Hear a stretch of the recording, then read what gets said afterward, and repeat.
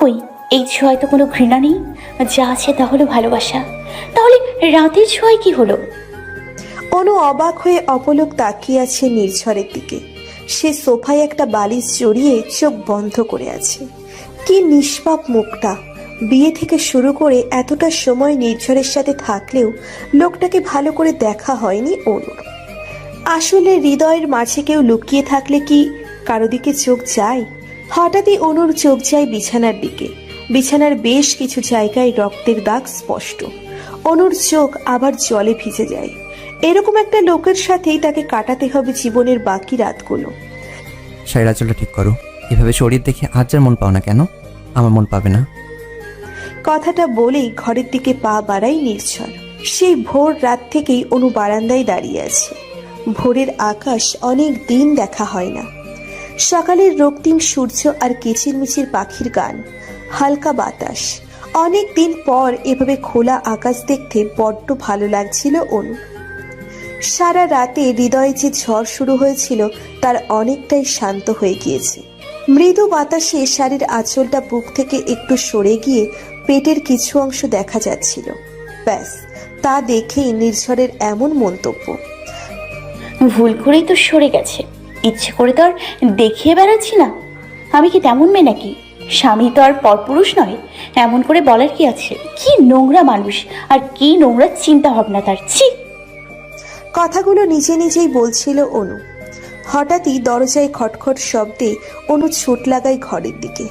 এত চিন্তার মাঝে অনু ভুলেই গিয়েছিল বেশ বেলা হয়ে গেছে। নির্ঝর ওয়াশরুমে, বোধহয় আর এক দফা শাওয়ার নিচ্ছে। বারবার এত শাওয়ার নেওয়ার কি আছে? নিক না, তাতে আমার কি? অনু দরজা খুলতেই ধরপড় করে নীরা ভিতরে ঢুকে পড়ে। নীরা হলো নির্ঝরের ছোট বোন।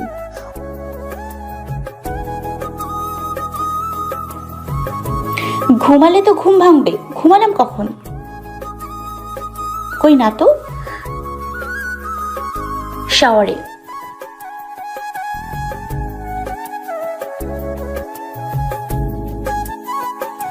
ভালোবাসা মাই ফুড। না তো, কি? অনু ভ্যাবাচাকা খেয়ে সেখানেই দাঁড়িয়ে আছে। কি বলে গেল? অনু পেছন ফিরে তাকাতেই দেখে নির্ঝর দাঁড়িয়ে আছে। চোখ দুটো লাল টুকটুকে হয়ে আছে, বোধহয় এক্ষুনি টুক করে রক্ত চলে আসবে। নাকের মাথাটাও লাল হয়ে আছে, নাকটা ফুলে আছে। নির্ঝর এক দৃষ্টিতে অনুর দিকে তাকিয়ে আছে। অনুর দিকে নয়, অনুর গলায় পড়ে থাকা চেইনটার দিকে। অনুর কেমন ভয় ভয় করছে। কিছু বলবেন? এভাবে কি দেখছেন? অনু একটু পেছাতেই নির্ঝর অনুর হাত ধরে এক টানে বুকের সাথে মিশিয়ে নেয়। তারপর অনুর ঠোঁটে ঠোঁট মিলিয়ে দেয়। অনু বারবার ছোটার চেষ্টা করছে, কিন্তু পারছে না। কিছুক্ষণ পর নির্ঝর নিজেই অনুকে ধাক্কা মেরে সরিয়ে দেয়। অনু হঠাৎ ধাক্কায় টাল সামলাতে না পেরে দুম করে গিয়ে খাটের কোণে বাড়ি খায়। কপালে একটু লাগলেও কাটেনি, তবে ব্যথা করছে। এতক্ষণে নির্ঝর ঘর থেকে বেরিয়ে গেছে। অনু বরফের মতো সেখানেই জমে গেছে। কি হচ্ছে তার সাথে এসব? আচ্ছা, যদি সায়ান আমাকে এভাবে একা ফেলে চলে না যেত, যদি বিয়েটা সায়ানের সাথে হতো, তখনই কি এমন কিছু ঘটতো? হয়তো না, তবে সে তো চলেই গেছে। চলে যাবে কেন? পালিয়ে গেছে। এসবের মাঝে আমাকে একা ফেলে পালিয়ে গেছে, নাকি কেউ তাকে দূরে সরিয়ে দিয়েছে? কিছুক্ষণ চুপচাপ কান্না করার পর নিজেকে গুছিয়ে নিয়ে নিচে নামে। এখন সব কিছুই মেনে নিতে হবে, স্বামী বলে কথা। নিচে অনুর শাশুড়ি, ননদ, শ্বশুর সবাই টেবিলে বসে আছে। বাড়ির সবাই খুব ভালো। তাদের কাছে অনু যেন এক মহামূল্যবান জিনিস। তাতে একটু আঁচড়ও যদি লাগে, তাতে বোধহয় মহাভারত অশুদ্ধ হয়ে যাবে। তবে অনুর শাশুড়ি একদম চুপচাপ, কোনো কথা বলছে না। অনুর দিকে একবার ফিরেও তাকাচ্ছে না। নির্ঝরের সাথে গোটা বিয়েতে অনু তার শাশুড়িকে একবারও দেখেনি। বোধহয় তিনি এই অনুষ্ঠানে নিজেকে জড়াতেই চাননি। বিষয়টা অনুর চোখে বড্ড লাগছে, কিন্তু মনে দাগ কাটছে না। নতুন বউ বলে কথা, আর ভালোই তো লাগছে। এত আদর যত্ন মন্দ লাগার প্রশ্নই ওঠে না। তবে অনুর ধারণা মতে শাশুড়িরা এমনই হয়। তবে সায়নের মা ভদ্র মহিলা ছিল একদম, এরকম বড্ড রাগী। তবে অনুকে তার ভারী পছন্দ ছিল। আজ অনুর বউ ভাত, অনুর বাবা মা ভাই ভাবি সবাই এসেছে। অনু এত লোকের মাঝে মাকে টেনে নিয়ে আড়ালে চলে যায়। এতটা সময় বোধহয় সেই মায়েরই অপেক্ষায় ছিল। মাকে জড়িয়ে ইচ্ছে মতো কেঁদে দেয়। মা আমাকে নিয়ে চলো, আমি থাকবো না এখানে। কেন রে বাবুই, কি হয়েছে? আমি সায়নের কাছে যাব। সায়ন কোথায়? অনু, বলো না মা, আমার শান কোথায়? মা প্লিজ, এই লোকটার সাথে থাকা আমার পক্ষে অসম্ভব। এই লোকটা খুব বাজে। অনুকে কথার মাঝখানে থামিয়ে দিয়ে অনু নির্ঝর খুব ভালো ছেলে, একটু মানিয়ে নাও, ও তোমাকে সুখে রাখবে। অনুর মা কথাগুলো বলে মাথা নিচু করে ফেলে। সায়নকে ছাড়া আমি সুখে থাকতে পারবো না মা। মেয়ের ছলছল চোখের দিকে তাকিয়ে অনুর মা অনামিকা আরা মুখ খোলে। অনু, আসলে সায়ান। কোথা থেকে দুম করে নির্ঝর চলে আসে, অনুর মাকে ইশারায় চুপ করিয়ে দেয়। আন্টি বাইরে খেতে দিয়েছে, আপনি খাবেন না? চলুন। বাবা চলো। অনুর মা যাওয়ার আগে ছলছল চোখে একবার নির্ঝরের দিকে তাকিয়ে চোখ নামিয়ে নেয়। অনুর মা চলে যায়। অনু মায়ের পেছন পেছন যেতে লাগলে নির্ঝর অনুর হাত ধরে টান মারে। অনুও হুমড়ি খেয়ে পড়ে নির্ঝরের বুকে। কি হলো? হাত ধরেছেন কেন? ছাড়ুন। কি অসভ্যতামি হচ্ছে শুনি? ছাড়ুন, অসভ্য লোক একটা। নির্ঝর অনুকে শক্ত করে বুকের সাথে চেপে ধরে আছে। তারপর পকেট থেকে একটা রুমাল বের করে অনুর চোখের নিচে টেপটে যাওয়া কাজলটা মুছিয়ে দেয়। কান্না করার ফলে চোখের নিচের কাজলটা লেপটে গিয়েছিল। তোমার চোখে দেখেছিলাম আমি আমার সর্বনাশ। কি কি বললেন? জানি না। নিজে বলে এখন বলছেন জানি না? সত্যি জানি না তোমাকে এখন ঠিক কি করা উচিত। মানে জানি না? কথাটা বলেই নির্ঝর রুমালটা পকেটে রেখে দিয়ে হাঁটা ধরে।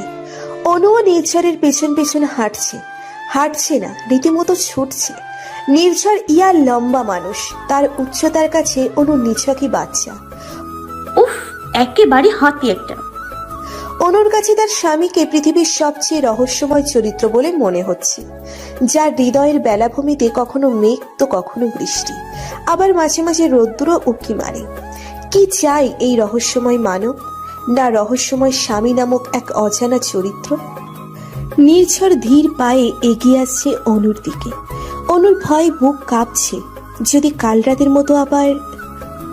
না না, অসম্ভব। বৌভাতের অনুষ্ঠান শেষে সবাইকে বিদায় দিয়ে অনু ঘরে চলে আসে। পোশাক পাল্টে বেশ আয়েশ করে বিছানায় বসতেই নির্ঝরের আগমন ঘটে। নির্ঝরকে দেখে বিছানার একপাশে গুটিসুটি মেরে বসে পড়ে অনু। নির্ঝর ঘরে ঢুকে অনুর দিকে তাকাতেই অনুর কাল রাতের কথা মনে পড়ে যায়। নির্ঝরকে এগিয়ে আসতে দেখে অনু দুম করে দাঁড়িয়ে যায়। একটা ছোট্ট ঢোক গিলে বলতে শুরু করে, দেখুন মিস্টার চৌধুরী, আপনার সাথে আমার জোর করে বিয়ে দেওয়া হয়েছে। আমি অন্য কাউকে ভালোবাসতাম, আর এখনো বাসি। কথাগুলো আমি আপনাকে কালই বলতাম, কিন্তু আপনি তো আপনার কাছে না না না স্বামীগিরি ফলাতে ব্যস্ত ছিলেন, তাই বলার সুযোগই হয়ে ওঠেনি। কিন্তু শুনে রাখুন, যেদিন সে ফিরে আসবে সেদিন আমি। বাকি কথা বলার সুযোগ হয়নি অনুর। নির্ঝর অনুর চুলের মুঠি ধরে নিজের দিকে টেনে নেয়, তারপর ঠোঁটে ঠোঁট মিলিয়ে দেয়। অনু বারবার হাত পা ছুটছে, কিন্তু কিচ্ছু করার উপায় নেই। অনু নির্ঝরকে সর্বশক্তি দিয়ে ধাক্কা দিতেই নির্ঝর পেছনে সরে যায়। আপনি কি চান বলুন তো? এভাবে বারবার জোর করছেন কেন? যদি এতই শরীরের নেশা হয়ে থাকে তাহলে তাহলে পতিতা বলতে গেলেই তো পারেন। কেন আমার আর শায়নের মাঝে এলেন? নির্ঝর বাক রুদ্ধ হয়ে তাকিয়ে আছে অনুর দিকে। তুমি তার কাছে যেতে চাও যে তোমার সবটা চায় না, কিন্তু তার কাছে যেতে চাও না যে তোমার ভালো মন্দ সবটা চায়। কথাগুলো বলেই নির্ঝর বিছানা থেকে একটা বালিশ ঢিল মেরে অনুর দিকে ছুড়ে দেয়। অনু বালিশটা হাতে নিয়ে বাকরুদ্ধ হয়ে দাঁড়িয়ে আছে। আর কোনো কথা হয়নি দুজনের মাঝে। নির্ঝর খাটের উপর উবু হয়ে শুয়ে পড়ে, আর অনু এখনো ওইভাবেই দাঁড়িয়ে আছে। লাইটটা অফ করে দাও। অনু একটা ভেংচি কেটে সোফার দিকে পা বাড়াতেই না এই ঘর তোমার, না এই ঘরের জিনিসগুলো তোমার। তাই এই ঘরের কোনো জিনিস ব্যবহার করার অনুমতি তোমার নেই। তাহলে আমি কোথায় শুব? মেঝেতে। কি? ইচ্ছে করলে বারান্দা ফাঁকা আছে। অনু গোল গোল চোখে নির্ঝরের দিকে তাকিয়ে আছে। এই লোকটা উন্নত শ্রেণীর অসভ্য, অসভ্যতার সকল স্তর পার করে এসেছে। কথাগুলো নিজের মনে মনে বলেই অনু মেঝেতেই গুটিসুটি মেরে শুয়ে পড়ে। একটু কষ্ট হলেও বেশ ক্লান্ত থাকায় ঘুম চলে এসেছে খুব দ্রুত। আর তো মাত্র একটা দিন, কালকে বাড়ি গিয়েই সায়নের কাছে চলে যাবে অনু সারা জীবনের জন্য। সায়নের কথা মনে পড়তেই অনুর কাছে কোনো কষ্ট যেন কষ্টই মনে হচ্ছে না। আচ্ছা, সায়ান কি মেনে নেবে আমাকে? নেবে না কেন? যা হয়েছে নিজের ইচ্ছের বিরুদ্ধে, এটা তো একরকম ধর্ষণই বলা যায়। সায়ানের ভালোবাসার কাছে এসব তুচ্ছ। উত্তরগুলো নিজেই নিজের মতো সাজিয়েছে অনু। ভোর রাতে একটু চোখ মেলতেই অনু দেখতে পায় নির্ঝর নিচের দিকে ঝুঁকে উবু হয়ে তাকিয়ে আছে অনুর দিকে। অনু বেশ ভয় পেয়ে যায়। আবার কি কাল রাতের মতো? আচ্ছা অনু, কখনো কি শুনেছ কোনো ছেলে কোনো মেয়ের নাকফুলের প্রেমে পড়েছে? কখনো কি শুনেছ একটা মেয়ের গোলোমোলো গালের প্রেমে পড়ে? কখনো কি শুনেছ কোনো ছেলে কোনো মেয়ের গালের মাঝখানে পড়া টোলটার প্রেমে পড়েছে? আমি পড়েছি, একবার নয় বারবার পড়েছি। সে প্রেমে পড়ে ছারখার হয়েছি, তবু তাকে বলতে পারিনি। কথাগুলো অনুর মাথার উপর দিয়ে যাচ্ছে। মিস্টার চৌধুরী কি বলছেন এসব? জানি না। কথাগুলো বলেই নির্ঝর ঘর থেকে বেরিয়ে যায়। সিঁড়ি বেয়ে নিচে নেমে সদর দরজার কাছে যেতেই নির্ঝরের মা রাহেলা বেগমের ভোরবেলায় কোরআন তেলাওয়াত করার অভ্যেস। একটু পিপাসা পেয়েছিল, তাই পানি খেতে এসে কাউকে যেতে দেখেন। নিচু গলায় ডেকে ওঠেন, কে ওখানে? আমি মা, নির্ঝর। এত ভোরে কই যাও আব্বু? একটু বাইরে যাব, ভালো লাগছে না। আর কথা বাড়ায়নি উনি। নির্ঝর যখন মন খারাপ করে থাকে তখন সে বাহিরে চলে যায় হাঁটতে। খোলা আকাশ, মৃদু বাতাস, এসব নাকি নির্ঝরের কাছে মন ভালো করার মেডিসিন। এখন বেশ ভোর হয়ে গেছে, তেমন আলো না ছড়ালেও বেশ সবকিছু স্পষ্ট দেখা যাচ্ছে। নির্ঝরের বলা কথাগুলো ভাবতে ভাবতেই বাহিরে আজানের ধ্বনি কানে যায়। অনু ঝটপট নামাজ পড়ে নেয়। নামাজের বিছানায় কেঁদে বুক ভাসিয়ে দেয়। অনুর চাওয়া বলতে ওই একজনই, সায়ন। সকাল সকাল শ্বশুরবাড়ির সবার আবদার তারা আজ নতুন বউয়ের হাতে বানানো নাস্তা খাবে। অনুও রান্নাঘরে ঢুকে বেশ হেলে দুলে রান্না করছে। আজই তার এই বাড়িতে শেষ দিন, তাই না হয় একটু সবার আবদার রাখলাম, তাতে দোষের কি? খাবার টেবিলে সবাইকে খাবার দেওয়া হয়ে গেছে, যে যার মতো বসে পড়েছে। তবে রাহেলা বেগম সোফায় বসে অনুর গতিবিধি লক্ষ্য করছে। অনু সবার সাথে নিজের প্লেটটাও সাজিয়ে ফেলেছে। এবার অনু শাশুড়ি মায়ের দিকে চোখ পড়ে। আন্টি আসুন না, খেতে বসুন। এবার রাহেলা বেগম তেলে বেগুনে জ্বলে ওঠে। কোনো মেয়ে নিজের স্বামীর কথা ভুলে যেতে পারে হয়তো, কিন্তু কোনো মা নিজের ছেলের কথা ভুলে যেতে পারে না। কথাগুলো বলে উনি সিঁড়ি বেয়ে উপরে উঠে যান। সত্যি তো, উনি সেই কখন বেরিয়ে গেছে, এখনো ফিরল না। তবে কি আর বাড়ি যাওয়া হবে না? অনুর মনটা খারাপ হয়ে যায়। হঠাৎই পেছন থেকে কেউ হুঙ্কার দিয়ে ওঠে। অনু তাড়াতাড়ি তৈরি হয়ে নাও। অনু পেছন ফিরে তাকাতেই দেখে নির্ঝর দাঁড়িয়ে আছে। অনুর আর খাওয়া হলো না, খুশির ঠেলায় নাচতে নাচতে উপরে চলে যায়। আজ অনু আর নির্ঝর জোর বেঁধে অনুদের বাড়ি এসেছে। বিয়ের পর প্রথম মেয়ে জামাই বাড়ি এসেছে। অনুর বাবার আনন্দের অন্ত নেই। সবাই নির্ঝরকে নিয়ে ব্যস্ত, আর অনুর দুচোখ একজনকে খুঁজছে। হঠাৎই অনুর চোখ যায় দরজার আড়ালে। দরজার কাছে যেতেই দেখে সোহা সেখানে উঠোট উল্টে কাঁদছে। অনুর দুচোখ সোহাকেই খুঁজছিল। অনু কোনো দিকে না তাকিয়ে সোহার কাছে ছুট লাগায়। সোহা, তোর ভাই কোথায়? আমাকে তোর সাথে যেতে বলেছে তো। চল, সবাই এখন মিস্টার চৌধুরীকে নিয়ে ব্যস্ত। এই সুযোগ, তুই বাইরে অপেক্ষা কর, আমি আমার ব্যাগ নিয়ে আসছি। সোহা হলো সায়নের একমাত্র ছোট বোন। সোহা নীরবে বাহিরে বেরিয়ে যায়। অনুও ঘরে গিয়ে গুটি গুটি পায়ে সদর দরজা পেরিয়ে বাহিরে চলে আসে। সে চলে যাচ্ছে তার ভালোবাসার মানুষ সায়নের কাছে, আর পেছনে ফেলে যাচ্ছে তার 2 দিনের স্বামীকে। ছাদের এক কোণে চুপটি করে বসে আছে অনু। চোখ দিয়ে টুকটুক করে পানি পড়ছে। এরকম কিছু হবে সেটা তার কল্পনারও বাহিরে। বারবার সায়নের কথা মাথায় ঘুরছে। কই, ভালো তো তোমায় কম বাসিনি, তাহলে এভাবে অভিমান করে ছেড়ে গেলে কেন? সায়নের সাথে প্রথম দেখা, প্রেম সব যেন চোখের সামনে ভাসছে। এই তো ছাদের এই কর্নারটাই দাঁড়িয়েই সায়নের সাথে প্রথম চোখাচোখি হয়েছিল অনুর। অতীতে রূপ দেয় অনু। সায়ন হলো অনুদের প্রতিবেশী। অনুর বাবা ব্যাংকে চাকরি করে, ট্রান্সফার জব। বাবার বদলির খাতিরে অনুরা পরিবার সহ ঢাকায় চলে আসে। নতুন জায়গা, নতুন পরিবেশ, সব মিলিয়ে বেশ মন খারাপ। পুরনো কলেজ, পুরনো বন্ধু সব ফেলে আসতে কারই বা ভালো লাগে। তাই মন ভালো করার জন্য কানে হেডফোন গুঁজে ছাদের উদ্দেশ্যে রওনা হয় অনু। খোলা আকাশ মন ভালো করার মেডিসিন। বেশ কিছুক্ষণ ছাদে হাঁটাহাঁটি করতেই চোখ যায় অনুদের ছাদ বরাবর পাশেই আর একটা ছাদের দিকে। ছাদের মাঝখানে বিছানা পেতে বইয়ে মুখ গুজে বসে আছে একটি ছেলে। চোখে মোটা ফ্রেমের চশমা, পরনে হালকা নীল রঙের টি শার্ট, আলো কালো রঙের 3/4 প্যান্ট। এমন ভাবে বইয়ের দিকে ঝুঁকে আছে যে তার মুখটাও ঠিক মতো দেখা যাচ্ছে না। কেন যেন ছেলেটাকে দেখে অনুর বেশ কৌতূহল জাগে। অনুর ছেলেটার মুখ দেখতে বেশ ইচ্ছে করছে। বেশ কিছুবার উকিঝুঁকি মারার পরও ছেলেটার মুখ দেখতে অক্ষম হয় সে। শেষবার উকি মারতেই ছেলেটা দুম করে দাঁড়িয়ে যায়। অনুর সাথে চোখাচোখি হয়ে যায় তার। অনু লজ্জা পেয়ে মাথা নিচু করে ফেলে। ছেলেটা অনুর দিকে এগিয়ে আসে।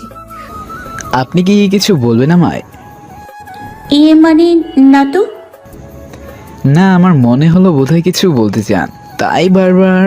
আচ্ছা, যাই হোক, হ্যাঁ, আমি শায়ন আহমেদ। আমি অনু। ছোট্ট করে নিজের নামটা বলেই অনু ছুট লাগায় নিচে।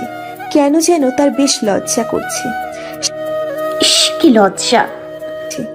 সায়ন সেখানে দাঁড়িয়েই মুচকি দিয়ে হাসে। লজ্জা পাওয়া ভালো, লজ্জা তো নারীর ভূষণ। এটাই ছিল অনু আর সায়নের প্রথম দেখা। তারপর আর কখনো কথা হয়নি দুজনের মাঝে।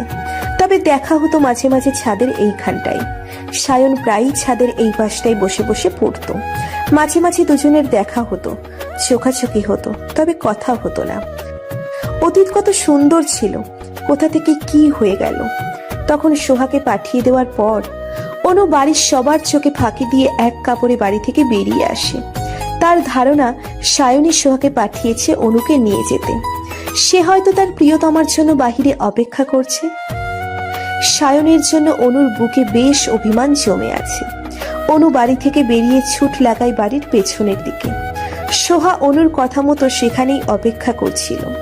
অনু সেখানে এসে চারিদিকে খোঁজাখুঁজি শুরু করে দেয়। কাকে খুঁজছো এভাবে? সোহা, তোর ভাই কোথায়? কেন খুঁজতেছো তাকে? বেশ ঝাঁঝালো কণ্ঠে সোহা অনুকে প্রশ্নটা করে। অনু অবাক চোখে সোহার দিকে তাকিয়ে আছে। মানে?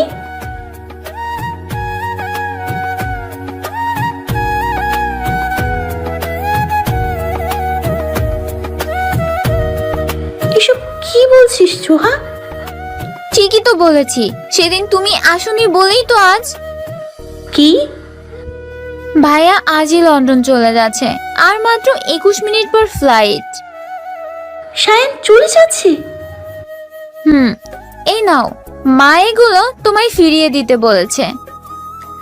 সোহার কথাই অনু আকাশ থেকে পড়ল। সোহা অনুর হাতে কয়েকটা কাগজ ধরিয়ে দেয়। এগুলো কাগজ নয়, এগুলো চিঠি, যেগুলো অনু সায়নকে দিয়েছিল। চিঠিগুলো অনুর হাতে ধরিয়ে দিয়ে সোহা পেছনে হাঁটতে শুরু করে। কিছু দূর গিয়ে সোহা দাঁড়িয়ে যায়। পেছন ফিরে সোহার দিকে তাকিয়ে বলতে শুরু করে, অনু আপু, হয়তো তোমার ছলনায় আমার ভাইয়ের জীবনটা শূন্য হয়ে গেল। আমি আমার ভাইয়ের ভালোবাসা হারালাম।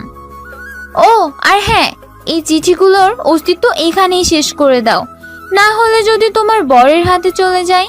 তোমার বড়লোক বর কি তোমার মতো এরকম মেয়েকে মানবে? ভালো থেকো। আর একটি কথাও বলেনি সোহা। চোখের পানি ফেলতে ফেলতে বাড়ির পথে হাঁটা ধরে সে। অনু সেখানেই ঠাই দাঁড়িয়ে আছে। বিয়ের আগের দিনও অনুর সায়নের সাথে কথা হয়েছিল। সায়নের কথা মতে সে রাতের মাঝামাঝি সময়ে বাড়ির পেছন দিকটায় অপেক্ষা করবে অনুর জন্য। তারপর অনুকে নিয়ে পালিয়ে যাবে অনেক দূরে। অনু এসেছিল, সারা রাত অপেক্ষা করেছে সায়নের জন্য, কিন্তু সে তো আসেনি। তার পরের দিন নির্ঝরের সাথে বিয়ে হয়ে যায় অনুর।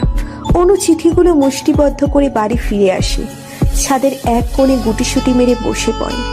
সায়নের সাথে সম্পর্কের শুরুটাও ছিল এই ছাদ, আবার হয়তো শেষটাও এখানেই হতে চলেছে। আচ্ছা, তবে কি ছলনা আমি করেছি? তুমিই তো আসনি, বারবার ডেকেছি তবুও আসনি, মুখ ফিরিয়ে রেখেছিলে। আজ সব সম্পর্কের ইতি টেনে পাড়ি জমালে সুদূর পারে, তবুও ছলনাময়ী আমি হলাম। কথাগুলো বলেই অনু হাউমাউ করে কাঁদতে শুরু করে। এভাবে কত সময় কেটেছে জানা নেই। অনু যখন চোখ খোলে তখন বেশ রাত হয়ে গেছে। নির্ঝর বালিশে হেলান দিয়ে একটা ডায়েরিতে কিছু একটা লিখছিল, আর অনু নির্ঝরের বুকের উপর শুয়ে আছে, একেবারে নির্ঝরকে জাপটে ধরে। অনু ধরপড় করে উঠে দাঁড়ায়, এদিক সেদিক চোখ বোলায়। না, এটা তো তার ঘর নয়। এই ঘরটার সাথে অনুর বাড়ির কোনো ঘরেরই মিল নেই। সে তো বাবার কাছে ছিল, ঘরের ড্রুম লাইটটা চালানো ছিল, তাই তেমন কিছু দেখাও যাচ্ছে না। অনু বারবার মনে করার চেষ্টা করছে এটা কোন জায়গা। মিস্টার চৌধুরী, আমাকে কোথায় এনেছেন?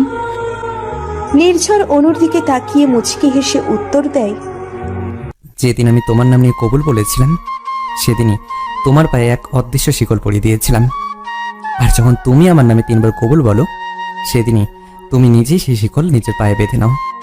অর্থাৎ তুমি চাইলেও আমার থেকে দূরে যেতে পারবে না, কারণ তোমার অস্তিত্ব এখন আমাতেই বন্দী। আমি যে তোমার স্বামী। অনুর চোখ বেয়ে আবার বৃষ্টি নামে। কথাগুলো সায়ন বললে বোধহয় ভালো শোনাতো। নির্ঝর উঠে গিয়ে ঘরের আলোটা জ্বালিয়ে দেয়।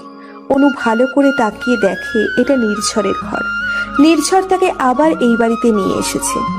সকালেই তো অনু ঘরটাতে বিদায় জানিয়ে বেরিয়ে পড়েছিল, আবার ফিরতে হলো এই ঠিকানায়। বিকেলে অনুকে অনেক খোঁজাখুঁজির পর যখন অনুর দেখা মিলছিল না, তখন অনুর বাবা মায়ের মুখ শুকিয়ে যায়। তাদের ধারণা বোধ হয় তাদের একমাত্র মেয়ে পালিয়ে গিয়েছে। কিন্তু নির্ঝর কি মনে করে ছাদে চলে যায়। ছাদে যেতেই চোখ পড়ে অনুর দিকে। অনু ছাদের দেয়াল ঘেঁষে পড়ে রয়েছে। নির্ঝরের বুক ধক করে ওঠে। কোনো কিছু পড়ে বসলো না তো? অনুর কাছে যেতেই দেখে না, সে অজ্ঞান হয়ে গিয়েছে।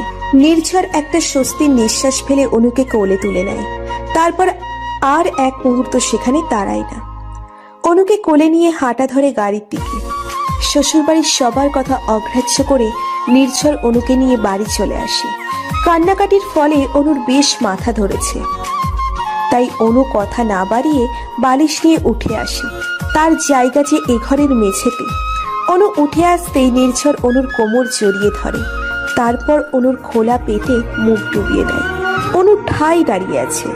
হয়তো এটাই তার নিয়তি। এখন থেকে যা হবে সব তাকে মানতে হবে, হাজার হোক এটাই অনুর নিয়তি। নির্ঝর বারান্দায় বসে একটার পর একটা সিগারেট খাচ্ছে। অনু কাঁথা মুড়ি দিয়ে বিছানায় শুয়ে আছে। নির্ঝরের পাশেই ছাই হয়ে পড়ে রয়েছে সায়ন আর অনুর চিঠিগুলো। তাদের মাঝে লিপিবদ্ধ কিছু ভালোবাসা। অনু কাঁদতে কাঁদতে কখন ঘুমিয়ে পড়েছে তার হুঁশ নেই। মেয়েটা বেঘুরে ঘুমোচ্ছিল, কিন্তু নির্ঝরের চোখে ঘুম নেই। ভালোবাসা নামক আগুনে পুড়ে ছারখার হয়ে যাচ্ছে নির্ঝরের হৃদয়। সকালে সূর্যের আলো চোখে পড়তেই অনু ধরপড়িয়ে উঠে যায়। বোধহয় অনেক বেলা হয়ে গেছে। যা, আজকে তার নামাজটাই আর হলো না। বিছানার এদিক সেদিক তাকিয়ে দেখে নির্ঝর নেই। কোনো রকমে ওড়না জড়িয়ে ওয়াশরুমে চলে যায় সে। গোসল শেষে ওয়াশরুম থেকে বেরিয়ে ঘরের এদিক সেদিক ঘুরে ঘুরে দেখছিল অনু। নির্ঝরের ছোটবেলা থেকে শুরু করে বড়বেলা পর্যন্ত সব ছবি দেওয়ালে লাগানো। কত হাস্যোজ্জ্বল ছেলে, অথচ অনুর সামনে এলেই যেন পৃথিবীর সকল গভীরতা ভর করে এই ছেলের মাঝে। আচ্ছা, সায়ন ওকে বিয়ের পর বদলে যেত? বিয়ের পর নাকি প্রেমিক প্রেমিক থাকে না, স্বামীতে পরিণত হয়। পরিবর্তন হয় তাদের আচরণের। অনুর এই প্রশ্ন নিয়ে একবার সায়নের সাথে অনুর বেশ দ্বন্দ্ব বেঁধে যায়। সেবার অনু আর সায়নের প্রেমের 3য় বছর চলছে। তখন মোটামুটি দুই পরিবারের সবাই সায়ন অনুর সম্পর্কের ব্যাপারে জানে। তাদের সম্পর্কে দুই পরিবারের কারোরই কোনো অমত ছিল না। রীতিমতো তাদের সম্পর্ক নিয়ে বিয়ে অবধি গিয়েছিল। দুই পরিবারের কথাবার্তাও হয়ে গিয়েছে। সায়নের পরীক্ষা শেষ হলেই অনুকে ঘরে তুলবে সায়নের বউ করে। সায়ন তখন সিলেটে, ইঞ্জিনিয়ারিং 3rd সেমিস্টারের পরীক্ষার প্রস্তুতি নিচ্ছে। বিধায় অনুর সাথে কথা খুব কম হয়।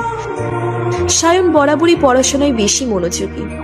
একদিন মাঝরাতে অনুর ফোনের পর ফোন করে সায়নকে। সায়ন তখন মনোযোগ দিয়ে অঙ্ক কষছিল। এত রাতে অনুর ফোনে বেশ বিরক্ত সে, তবুও প্রিয়তমার ফোন বলে কথা। সায়ন ফোনটা কানে ধরতেই অপর পাশ থেকে কোনো কথা নেই, শুধু কান্নার আওয়াজ। অনুর কান্না শুনে সায়নের বুকটা ধক করে ওঠে। কি জানি কি হলো। অনুবাহী, কি হয়েছে? বলবে তো কি হয়েছে? এমন কাঁদছো কেন? কাঁদতে কাঁদতে অনু হেঁচকে তুলে ফেলেছে। বলবে তো কি হয়েছে? তুমি বদলে গেছো শান, আমাকে আর আগের মতো ভালোবাসো না। বিয়ে হয়ে গেলে আরো ভালোবাসবে না, তখন তুমি আমাকে ভুলেই যাবে। কি? তুমি এক্ষুনি আর আমায় ভালোবাসো না, বিয়ের পর কি করবে শুনি? কে বলেছে এগুলো? ভাবি বলেছে। মানে কি এগুলোর?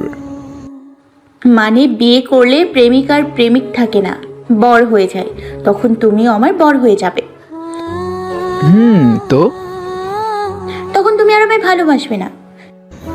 কেন বাসবো না? কারণ বিয়ে হয়ে গেলে নাকি মানুষ বদলে যায়। এই যে দেখো, সবে তো বিয়ের কথা হয়েছে, তাতেই তুমি কেমন বদলে গেছো। সায়ন মুচকি হেসে অনুকে জবাব দেয়।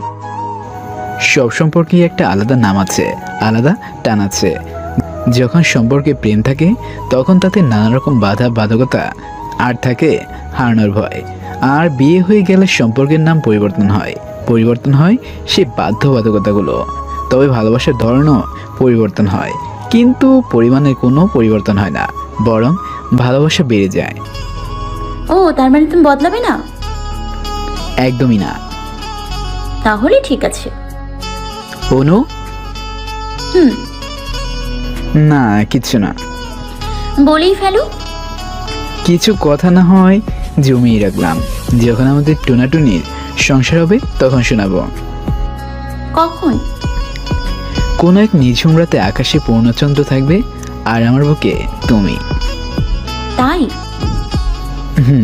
আমার সবচেয়ে মূল্যবান সম্পদ হলো তুমি। আমি তোমাতে আবদ্ধ থাকতে চাই, তোমাতেই করতে চাই বসবাস। অনু চুপ করে সায়নের কথাগুলো শুনছিল। অনু, ঘুমিয়ে পড়ো, অনেক রাত হয়েছে। অনু দুম করে ফোনের লাইন কেটে দেয়। এই ছেলে একেবারেই উচ্চ শ্রেণীর আনরোম্যান্টিক, রোম্যান্টিকতার কিচ্ছু বোঝে না। অনু গাল ফুলিয়ে শুয়ে পড়ে। তার চোখে এখন নতুন স্বপ্ন। আর মাত্র কয়দিন পর তার আর সায়নের আকদ। এত শত স্বপ্ন নিয়ে অনু ঘুমিয়ে যায় সেই রাতে। অতীতের কথাগুলো ভাবতেই অনুর চোখ দিয়ে পানি পড়তে থাকে। কোথায় সায়নের দেখানো স্বপ্ন, কোথায় সায়নের সেই টোনাটুনির সংসার, সব তো সে নিয়েই গেল। অনু দাঁড়িয়ে দাঁড়িয়ে কথাগুলো ভাবছিল। হঠাৎই কাঁধে কারো গরম নিঃশ্বাসে অনুর হুঁশ ফেরে। অনু কারেন্টের শক খাওয়ার মতো দূরে ছিটকে পড়ে। নির্ঝর অবাক চোখে তাকিয়ে আছে। অনু ছলছল চোখে নির্ঝরের দিকে তাকিয়ে আছে। আপনি কেন বোঝেন না? আমি আপনাকে চাই না? আপনার প্রত্যেকটা স্পর্শ আমার কাছে বিষের মতো। চোখ মুখ শক্ত করে উত্তর দেয়। সে তুমি চাও বা না চাও, তুমি আমার, শুধুই আমার। নির্ঝর হনহন করে ঘরে থেকে বেরিয়ে যায়। অনু চোখ মুখ মুছে নিচে নামে। রান্নাঘরে অনুর শাশুড়ি, চাচি শাশুড়ি, মোটামুটি সবাই টুকটাক কাজ করছে। অনু সেখানে যেতে সবাই নতুন বউকে নিয়ে ব্যস্ত হয়ে যায়। সবাই অনুকে এটা ওটা শেখাচ্ছে, শুধু অনুর শাশুড়ি মুখ গোমড়া করে কাজ করেই যাচ্ছে। অনু এই বাড়িতে আসার পর থেকে লক্ষ্য করছে ভদ্রমহিলা অনুকে একেবারে নিতে পারছে না। অনু কৌতূহল বশত শাশুড়ির পাশে গিয়ে দাঁড়ায়। আন্টি, আপনাকে হেল্প করে দিই? পাশ থেকে অনুর চাচি শাশুড়ি বলে ওঠে, আন্টি কি বলছো? মা বলো, শাশুড়ি তো মায়ের মতোই হয়। অনুর শাশুড়ি ছোট চাচিকে থামিয়ে ঘাড় না ঘুরিয়ে জবাব দেয়, রাখো তো, অমন বউকে মেয়ে ভাবার কোনো ইচ্ছেই আমার নেই। তোমার মুখে আন্টি ডাকি মানে? খবরদার, আমাকে ঢং করে মা বলতে এসো না। অনু শাশুড়ির কথা শুনে থমকে যায়। সামান্য মা ডাকতেই এত সমস্যা? কি করেছি আমি যে উনি আমাকে সহ্য করতে পারেন না? তুমি এখানে দাঁড়িয়ে কি করছো? যাও, নিজের ঘরে যাও, এখানে তোমার কোনো কাজ নেই। অনু কথা না বাড়িয়ে হনহন করে ঘরে চলে আসে। আমারও বয়েই গেছে আপনার ছেলের বউ হয়ে থাকতে। একবার শাইন ফিরুক, তারপর। ফ্ল্যাশব্যাক। সায়নের সাথে সম্পর্কটা শুরুটা ছিল বেশ রোমাঞ্চকর। ছোট্ট একটা দিঘির পার, একটা বকুলতলা, কিছু কাশফুল আর একটা ছোট্ট নাকফুল, ব্যাস এগুলোই ছিল সায়ন অনুর সম্পর্কের মুখ্য উপাদান। সেদিনটা ছিল শুক্রবার। অনুর বাবার কোনো এক গ্রাম্য বন্ধুর আমন্ত্রণে অনুরা হুট করেই গ্রামে যায়। অনুর বাবার সেই বাল্য বন্ধুর একমাত্র মেয়ের বিয়ে, তাই বেশ দল বেঁধে পরিবার সহ অনুরা গ্রামে চলে আসে। তখনও অনুর সাথে সায়নের সম্পর্ক বাড়ির ছাদ অব্দি আটকে আছে। তবে মাঝে মাঝে রাস্তায় দুই একবার দেখা হলে শুধু একটু মুচকি হাসিতেই আবদ্ধ ছিল তারা দুজন। অনুর গ্রামে তেমন আসা হয় না। এখানে এসে গ্রামের সহজ সরল মানুষগুলোর সাথে মিশে বেশ ভালোই লাগছে অনুর। এরই মাঝে বিপত্তি বাধে। রাতে গায়ে হলুদে মেয়ের জন্য রাখা সব হলুদ চুরি হয়ে গেছে। কি সর্বনাশ! এখন কি হবে? এদিকে বেলাও যে শেষের দিকে, সন্ধ্যের পর হলুদ বাটাবাটি শুরু হবে। কোনো উপায় না পেয়ে কোনে পক্ষের কিছু মেয়ে বেরিয়ে পড়ে বাগান থেকে হলুদ তুলতে। অনুও তাদের সাথে চলে আসে। নদীর ওপার বাগান থেকে তারা হলুদ তুলে নিয়ে আসবে, তারপর বাটাবাটি শুরু হবে। যথারীতি বাড়ির সামনে দিয়ে বয়ে যাওয়া ছোট্ট নদী পার করে তারা হলুদ নিয়ে ফিরছিল। এমন সময় অনুর চোখ যায় রাস্তার উপরে ব্যাগপত্র নিয়ে দাঁড়িয়ে থাকা মাঝামাঝি বয়সী এক মহিলা ও তার মেয়ের দিকে। তারা অসহায়ের মতো মুখ করে রাস্তায় দাঁড়িয়ে আছে। দুজনকে দেখে মনে হচ্ছে না তারা গ্রামের কেউ। অনু ঝটপট তাদের কাছে চলে যায়। হতে পারে তারা কোনো বিপদে পড়েছে। অনু সালাম দিয়ে কথা বলা শুরু করে। আন্টি, কোনো সমস্যায় পড়েছেন? আর বলো না মা, অনেকদিন পর গ্রামে এসেছি। গ্রামের পথঘাট তেমন মনে নেই। ও, আপনি পথ ভুলে গেছেন? হ্যাঁ। পাশ থেকে সোহা বলে ওঠে, আমরা এখানে এক দাদু বাড়ি এসেছি, এক চাচাতো বোনের বিয়ে, কিন্তু আম্মু পথই ভুলে গেছে। তোমাদের সাথে কেউ নেই যে পথ চেনে? ভাইয়া আছে, কিন্তু সে লেট। লতির ট্রেন ফেল করেছে বলে আসতে দেরি হচ্ছে, বোধহয় ঘন্টা দুয়েক লাগবে। কি সর্বনাশ! এতক্ষণ আপনারা এখানে দাঁড়িয়ে থাকবেন? কি আর করব। অনু ভদ্র মহিলার দিকে তাকিয়ে দেখেন উনি বড্ড ঘামছেন, বোধহয় শরীর খারাপ করছে। আন্টি, আপনি আমাকে সেখানকার ঠিকানাটা বলুন, আমি দেখছি খোঁজ দিতে পারি কিনা। মা, ঠিকানাটাই তো মনে নেই। এটা তাদের নতুন বাড়ি, এখানে তেমন আসা হয়নি। অনুকে এতক্ষণ দাঁড়িয়ে বকবক করতে দেখে তারাও এগিয়ে আসে। অনুর সাথে কোণের ছোট বোন নীলুও ছিল। নীলু ভদ্র মহিলাকে দেখে আনন্দে উৎফুল্ল হয়ে ওঠে। বড় চাচি, তুমি এসেছো? নীলু। নীলু এদিক সেদিক তাকিয়ে বলে, শাওন ভাই কোথায়? তাকে তো দেখছি না। নীলুর একমাত্র ক্রাশ হচ্ছে সায়ন। সোহা খেপে যায়। সবসময় ভাইয়ার খবর নাও কেন? এখানে আমি আসি, মা আসি, দেখতে পাচ্ছ না? মার শরীর খারাপ, চলো আমাদের বাড়ি নিয়ে চলো, ভাইয়ার আসতে দেরি হবে। ও, তা আগে বললেই তো হয় শাওন ভাই। না থাক, তোমরা বাড়ি চলো চাচি। ভদ্রমহিলা আর কেউ নয়, সায়নের মা আর বোন সোহা। পাশ থেকে সায়নের মা বলে ওঠে, সেই কবে তোদের এই নদীর ধারে বাড়িতে এসেছি, এত কি মনে থাকে? তাই পথ ভুলে গেছি। ও আসলে চাচি, শাওন ভাই বলল এই বাড়িটা থেকেই বিয়ে দিতে। এখন দাঁড়িয়ে বকবক না করে বাড়ি নিয়ে চলো আমাদের। চলো, নিয়েই তো যাচ্ছি। নীলু সামনের দিকে হাঁটা ধরে। এত ব্যাগপত্র নিয়ে সায়নের মা আর সোহা দাঁড়িয়ে আছে। এতগুলো নেওয়া যায়? এদিকে নীলুও হাঁটা ধরে সামনের পথে। অনু এগিয়ে গিয়ে সায়নের মায়ের হাত থেকে ব্যাগ নিয়ে নেয়। সবাইকে নিয়ে বাড়ি চলে আসে। সায়নের বাবার চাচাতো ভাইয়ের বাড়ি এটা। প্রায় সন্ধ্যা নেমে গেছে। বড়রা বড়দের মতো আর ছোটরা ছোটদের মতো আনন্দ করছে। অনুর বেশ ভালোই লাগছে। একেবারে বিশুদ্ধ বাঙালি বিয়ে যাকে বলে। অনুর সাথে দুষ্টুমিতে যোগ দিয়েছে সোহাও। সোহা সহজে কোনো মানুষের সাথে মিশে না, তবে যাকে পছন্দ হবে তার কথাই আলাদা। হলুদ বাটাবাটিতে প্রায় সন্ধে গড়িয়ে রাত নেমে গেছে। গ্রামে এইটুকু রাত মানেই গভীর রাত। সবাই যে যার মতো কাজে ব্যস্ত। সোহা, নীলু আর অনু তিনজন বাড়ির সামনে বকুলতলার নিচে বাধাই করা পাটটায় বসে বসে গল্প করছিল। হঠাৎই তিনজনের ডাক পড়ে। সবাই তেঁতুল মাখিয়েছে, অনুকে খাওয়ার জন্য ডাকা হয়েছে। অনু সোহা আর নীলুকে বসতে বলে বাড়ির দিকে পা বাড়ায়। তোমরা বসো, আমি এখানে নিয়ে আসছি। ওদিকটা কিন্তু বেশ অন্ধকার, যেতে পারবে তো? পাশ থেকে সোহা বলে ওঠে, সবাই কি তোমার মতো চোখ কপালে তুলে হাঁটে যে একটু পর পর উল্টে উল্টে পড়বে? কি বললি? কি আবার বলবো, তুমি তো ভাইয়াকে দেখলেই দুমদাম করে হুমড়ি খেয়ে পড়ে যাও, তাই বললাম। সোহার কথাগুলো শুনে নীলুর মুখটা ছোট হয়ে যায়। অনু হেসে ওঠে। অনুদি, তুমি আলোটা নিয়ে যাও।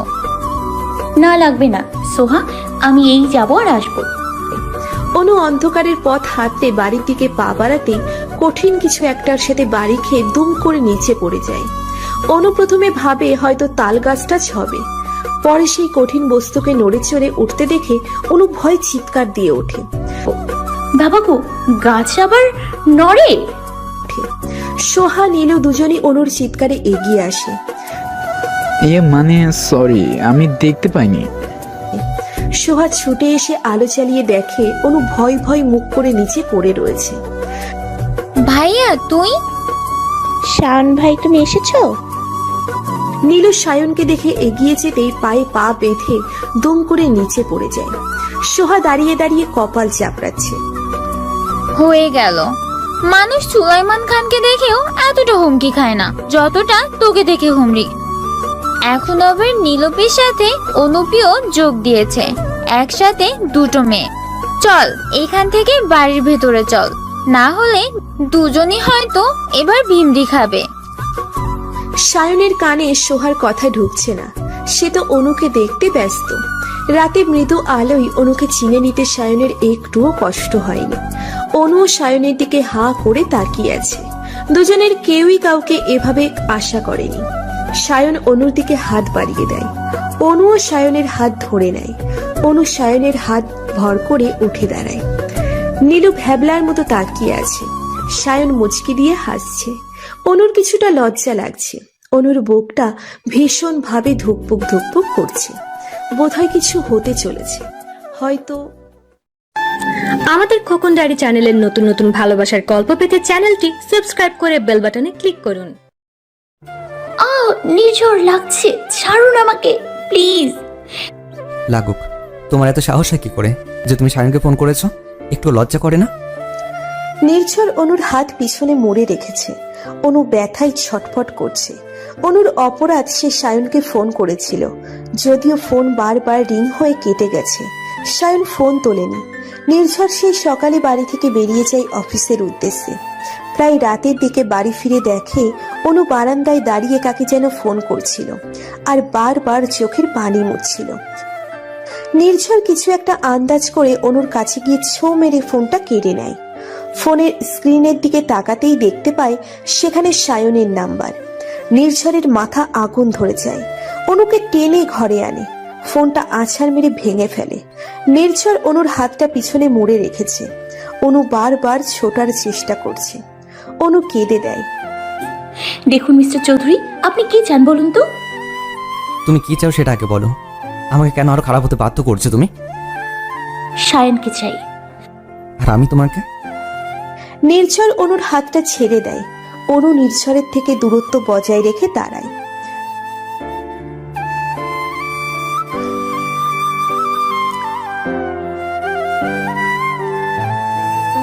কথাগুলো বলে নির্ঝর বেরিয়ে যায়।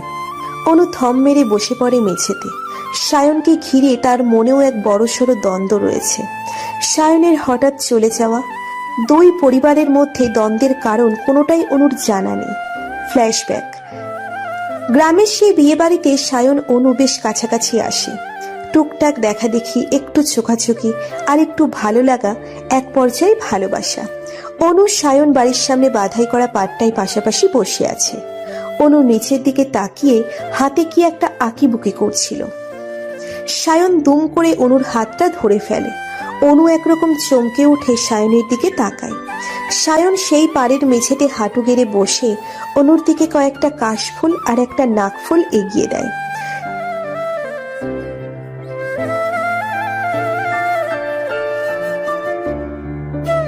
অনু হাঁ করে সায়নের দিকে তাকিয়ে আছে। জানো, আমি প্রথম দেখেই তোমার প্রেমে পড়েছিলাম, একেবারে যাকে বলে পা পিছলে আলোর দম। অনু সায়নের কথায় হো হো করে হেসে দেয়। কোনো মেয়েকে প্রপোজ করার সময় এসব কেউ বলে তা অনুর জানা ছিল না। অনু সায়নের দিকে হাত বাড়িয়ে কাশফুলগুলো নিয়ে নেয়, কিন্তু নাকফুলের দিকে হাত বাড়াতেই সায়ন হাত সরিয়ে নেয়। ওহো, এটা এখন তোমায় নয়, যেদিন তুমি আমাদের বউ হবে সেদিন নিজে হাতে পরিয়ে দেব। ব্যাস, এটাই শুরু সায়ন অনুর সম্পর্কের। অনুকে সায়নের মায়ের বেশ পছন্দ হয়েছে। সায়নও নিঃসন্দেহে ভালো ছেলে। বাসায় ফিরে দুই পরিবারের মধ্যে সায়ন অনুকে নিয়ে কথাবার্তা পাকা করা হয়। অনুর পরীক্ষা শেষ হলেই সায়নের সাথে আকদ করিয়ে রাখবে। বেশ বছর তিনেক তারা প্রেম করে। দেখতে দেখতে আকদের দিন এগিয়ে আসে। আকদের দিন দুই পরিবারই বেশ সাজিয়ে গুছিয়ে নিয়েছে নিজেদের। সেদিন সকাল থেকেই অনুর শরীরটা কেমন কেমন করছে, একটু পরপর মাথা ঘুরছে, সাথে অসম্ভব পেট ব্যথা করছে, আবার কমেও যাচ্ছে। অনুর ধারণা হয়তো ফুড পয়জনিং হয়েছে। কিন্তু বিপত্তি বাঁধল যখন আকদের জন্য অনুকে নিচে ডাকা হলো। অনুর হঠাৎ করেই আবার প্রচন্ড পেট ব্যথা শুরু করতে লাগলো। অনু অনেক কষ্টে নিজেকে সামলে নিয়ে সিঁড়ি বেয়ে নামার সময় মাথা ঘুরে দুম করে পা পিছলে নিচে গড়িয়ে পড়ে।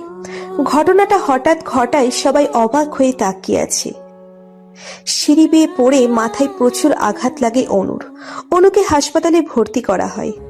হাসপাতালে প্রথমবার যখন অনু চোখ খোলে তখন সায়ন অনুর হাতটা শক্ত করে ধরে রয়েছে। তারপর আবার অনুর জ্ঞান হারিয়ে ফেলে। কিন্তু পরের বার চোখ খুলে অনু আর সায়নকে দেখেনি। সেই দেখাই ছিল সায়নকে শেষ দেখা। শুধু সায়ন কেন, সায়নের পরিবারের কাউকেই অনু আর দেখেনি। হাসপাতালে বাবা মাকে সায়নের কথা বললে সবাই যেন মুখে কুলু পেটে বসে আছে। কেউ সায়নের নামও মুখে আনছে না। ব্যাস, তারপর সব কেমন পাল্টে গেল। এবারের কেউ আর সায়নকে সহ্য করতেই পারে না। এখানে সায়নের নাম নেওয়াও মানা। অনু সায়নের সাথে অনেক যোগাযোগ করার চেষ্টা করে, কিন্তু তাতে কোনো লাভ হয় না। সোহাটাও আর অনুর আশেপাশে আসে না। একরকম হওয়া বিয়ে ভেঙে যায়। তারপর নির্ঝরের সাথে অনুর বিয়ে ঠিক করা হয়। এই বিয়েতে অনুর কোনো মত ছিল না। বাড়ির সবাই একরকম ধরে বেঁধে অনুকে বিয়েটা দেয়। অবশ্য বিয়ের দুদিন আগে অনুর সায়নের সাথে কথা হয়। সায়ন অনুকে নিয়ে পালাতে চায়। বিয়ের আগের দিন অনু সায়নের বলা ঠিকানায় চলে তো আসে, কিন্তু সায়ন আসে না। অনু সারা রাত সেখানে অপেক্ষা করে, কিন্তু সায়ন আসে না। পরের দিন ভোরবেলা অনুর ভাই অনুকে খুঁজে নিয়ে এসেছিল। তবে ইতিমধ্যে সারা বাড়ি কথাটা ছড়িয়ে পড়েছে, কনে নাকি পালিয়েছে।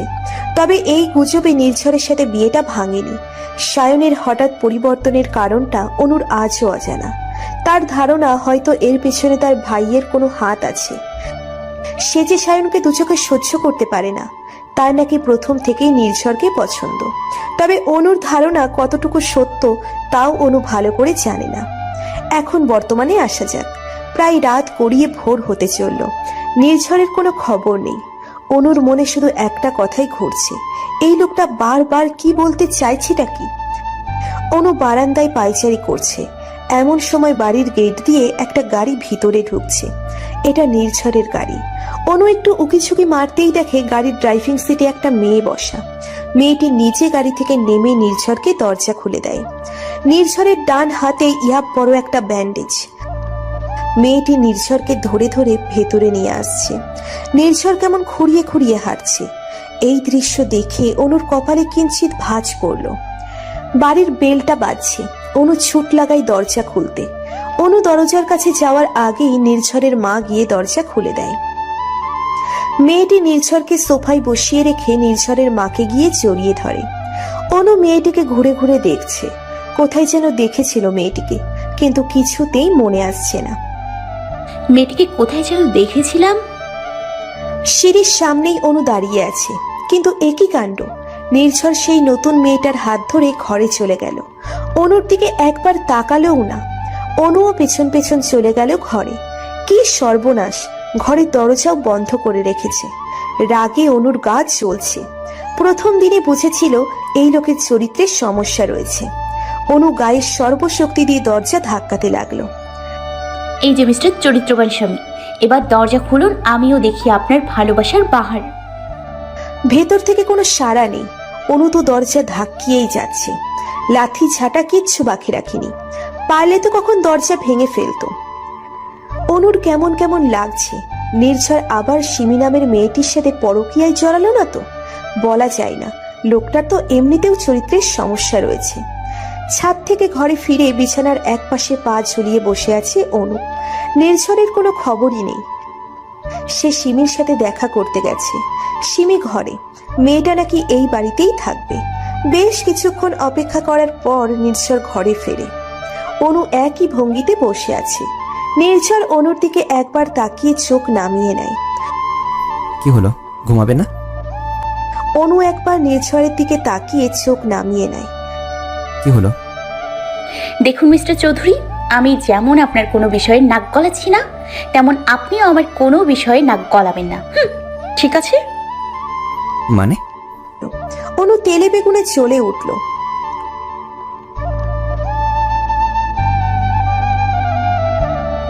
ও মানে? নির্ঝর উঠে গিয়ে দরজার কাছে চলে যায়। অনুর আগে ফুঁসছে। মিস্টার চৌধুরী, আপনি সত্যি একজন চরিত্রহীন মানুষ। আপনার যদি ওই মেয়ের সাথেই বিশেষ কিছু ছিল, তাহলে শুধু শুধু আমাকে সায়নের থেকে আলাদা করলেন কেন? নির্ঝর ধপ করে দরজাটা বন্ধ করে দেয়। তারপর অনুর কাছে এগিয়ে এসে অনুর হাতের কবজি টেনে ধরে তোলে। সব কথায় সায়ন সায়ন কেন করো? লজ্জা করে না অন্যের বউ হয়ে পরপুরুষের নাম নিতে? না, করে না, কারণ আমি কোনোদিন আপনাকে। কথার মাঝখানে অনু কেঁদে দেয়। নির্ঝর অনুর হাত ছেড়ে দিয়ে বারান্দায় হাঁটা ধরে। আজকাল অনুকে নিয়ে নির্ঝর বড্ড দ্বন্দ্বে আছে। নির্ঝরের ধারণা ছিল অনু হয়তো একটু একটু করে নির্ঝরের কাছে আসবে, ভালোও হয়তো বাসবে। কিন্তু যত দিন যাচ্ছে হিতে বিপরীত হচ্ছে। সায়ন নামটা যেন কেউ অনুর হৃদয়ে একেবারে খোদাই করে লিখে দিয়েছে। নির্ঝর একটা সিগারেট ধরায়, তারপর ডুব দেয় অতীতে। সেদিন ছিল শুক্রবার। নির্ঝর যখন বুয়েটে চান্স পেল, তখন এই দীর্ঘ অ্যাডমিশন নামক জার্নির ক্লান্তি থেকে মুক্তি পাওয়ার জন্যই পাড়ি জমায় সমুদ্র সৈকতে। নির্ঝর একাই ঘোরাঘুরি করতে ভালোবাসত। সমুদ্র বরাবরই নির্ঝরের বড্ড প্রিয় ছিল। সেদিন নির্ঝর সূর্যোদয় দেখার জন্য সমুদ্রের কিনারায় দাঁড়িয়ে আছে। তখনও আলো তেমন ছড়ায়নি, তবে সূর্য মামা পূর্বের আকাশে ওঠার প্রস্তুতি নিচ্ছিলেন। হঠাৎই নির্ঝরের চোখ যায় দূরে, অনেক দূরে কিছু একটা ঢেউয়ে ভেসে যাচ্ছে। কাছে যেতেই দেখে একটা মেয়ে পানিতে ভেসে নাকানি চুবানি খেয়ে বালির উপরে পাড়ে রয়েছে। তখন আকাশে সূর্য উঠতে শুরু করেছে। নির্ঝর মেয়েটির মুখের উপর থেকে চুল সরাতেই সূর্যের আলো সরাসরি মেয়েটির মুখের উপর পড়েছে। কি আশ্চর্য! এ যেন কোনো এক মায়াবিনী। না, এ হয়তো কোনো এক মৎস্যকন্যা, নয়তো জলপরী। পথ ভুল করে কিনারায় উঠে এসেছে। মেয়েটিকে প্রথম দেখেই নির্ঝরের বুকের বাপাসটা ধক করে ওঠে। জীবনে প্রথম ভালো লাগা, হয়তো ভালোবাসা। নির্ঝর মেয়েটির নাকে হাত দিয়ে দেখে মেয়েটি বেঁচে আছে। আশেপাশে তাকিয়ে দেখে, না, আশেপাশে কেউ নেই। তাহলে কি মেয়েটি একাই এসেছিল সমুদ্রে? হতে পারে। এত ভাবার সময় নেই। তারপর ঝটপট কোলে তুলে নেয়। মেয়েটিকে হাসপাতালে ভর্তি করে দেয়। তখন অবশ্য তার জ্ঞান ছিল না। বেশ কিছুক্ষণ পর নির্ঝর মেয়েটির কেবিন থেকে একটু বাহিরে বেরিয়ে যায় ডাক্তারের খোঁজে। তখন অবশ্য মেয়েটি বেঘরে ঘুমোচ্ছে। বাহির থেকে ফিরে এসে মেয়েটিকে আর দেখা হয়নি নির্ঝরের। কোথায় সে? গোটা হাসপাতাল খুঁজেও পায়নি নির্ঝর। সে নাকি জ্ঞান ফিরতেই কোথাও চলে গিয়েছে। তারপর গোটা সমুদ্র সৈকত খুঁজেও মেয়েটির কোনো খবর পায়নি নির্ঝর। সেই মেয়েটি ছিল আজকের অনু। নির্ঝর মুচকি হেসে সিগারেটটা ফেলে দিয়ে হাঁটা ধরে ঘরের দিকে। অনু গুটিসুটি মেরে আধশোয়া হয়ে বিছানায় শুয়ে আছে। নির্ঝর অনুর পাশের মেঝেতে হাঁটু গেড়ে বসে পড়ে। তারপর অনুর গলায় নাক ডুবিয়ে দেয়। সেদিন নির্ঝর ভেবেছিল হয়তো মেয়েটি ক্ষণিকের জন্য তার বুকের বাপাসটায় এক তীর বিঁধে দিয়ে গেছে। সে তীরে ক্ষতবিক্ষত হয়েছিল নির্ঝরের হৃদয়। নির্ঝর তখন হাড়ে হাড়ে বুঝে গিয়েছিল ভালো লাগা কি। এটা কি শুধুই ভালো লাগা, নাকি ভালোবাসা? কি জানি, তবে সেদিনের সেই মেয়েটি যে নির্ঝরের রাতের ঘুম হারাম করে দিয়েছে, তারপর বেশ কিছুদিন নির্ঝরের ভালোই কেটেছে। তবে সেই এক মুহূর্তেই অনু নির্ঝরের হৃদয়ে জায়গা করে নিয়েছে, তা নির্ঝর বেশ বুঝতে পারছে। আচ্ছা, এভাবেও কি ভালোবাসা হয়? হয়তো হয় বলেই হয়তো এত কিছুর পরও অনুকে নির্ঝর পেয়েছে। নির্ঝরের গরম নিঃশ্বাস বারবার অনুর চোখে মুখে পড়ছে। অনুর ঘুম ভেঙে যায়। অনু লাফিয়ে নির্ঝরকে সজোরে ধাক্কা মেরে দেয়। নির্ঝর টাল সামলাতে না পেরে মেঝেতে পড়ে যায়। আপনাকে না আমার কাছে আসতে বারণ করেছি? নির্ঝর চুপ করে অনুর দিকে তাকিয়ে আছে। শুনুন, ভুল করেও যদি আবার আমার কাছে আসার চেষ্টা করেন, আমার চেয়ে খারাপ আর কেউ হবে না। নির্ঝর এখনো একই ভঙ্গিতে বসে আছে। অনুর দিকে তাকিয়ে নির্ঝর বলতে শুরু করে, জানো অনু, সায়ন তোমাকে খুব চায়, তবু ও তোমাকে ভালোবাসে না। ও শুধু তোমাকে চায়, তবে তোমাকে ভালোবাসে না। কথাগুলো বলেই নির্ঝর দাঁড়িয়ে যায়। অনু অবাক চোখে নির্ঝরের দিকে তাকিয়ে আছে। অনুর চোখ যায় নির্ঝরের হাতের দিকে। নির্ঝরের যে হাতটায় ব্যান্ডেজ করা ছিল, সে হাত থেকে চুইয়ে চুইয়ে রক্ত পড়ছে।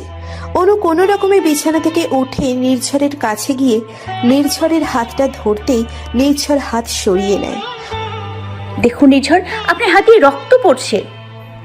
পড়ুক, তাতে তোমার কি? কিছুই না, তবে আমি এতটা অমানবিক না আপনার মতো। কি? চুপ। অনু দ্রুত গিয়ে নির্ঝরের হাতে আবার ব্যান্ডেজ করিয়ে দেয়। এরকম সময় হঠাৎই নির্ঝরের ফোনটা বেজে ওঠে। অনু উঠে গিয়ে ফোনের কাছে যেতেই দেখে ফোনের স্ক্রিনে সায়ন নামটা স্পষ্ট দেখা যাচ্ছে, সাথে সায়নের নাম্বারটা। এই নাম্বারটা কি ভোলা যায়? অনু কাঁপা কাঁপা হাতে ফোনটা কানে ধরতেই অপর পাশ থেকে সায়নের গলা। বেশ উত্তেজিত লাগছে সায়নকে। হ্যালো নির্ঝর। Hello hello.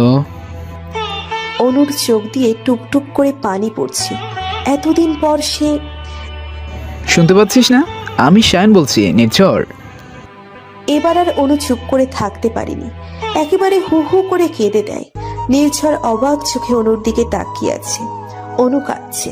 অনু অস্পষ্ট স্বরে বলে ওঠে, শান তুমি, আমি অনু। নির্ঝর অনুর মুখে শান নামটা শোনা মাত্র উঠে গিয়ে ছো মেরে অনুর কাছ থেকে ফোনটা কেড়ে নেয়। অনু এখনো কেঁদেই যাচ্ছে। নির্ঝরের হাত থেকে বারবার ফোনটা কাড়ার চেষ্টা করছে সে। কাঁদতে কাঁদতে মেঝেতে বসে পড়ে অনু। নির্ঝর অসহায় দৃষ্টিতে অনুর দিকে তাকিয়ে আছে। অনু কি মনে করে উঠে দাঁড়ায় আর নির্ঝরের কলার চেপে ধরে। আপনি শানকে কি করেছিলেন মিস্টার চৌধুরী? আকাশে একটা চাঁদ উঠেছে, সে চাঁদের বড্ড আলো। আমার খুব ইচ্ছে করছে তোমাকে ছুঁয়ে দিতে, তোমার কোলে মাথা রেখে জ্যোৎস্না পোহাতে, কিন্তু তুমি। বারান্দায় দাঁড়িয়ে একটার পর একটা সিগারেট ধরাচ্ছিল নির্ঝর।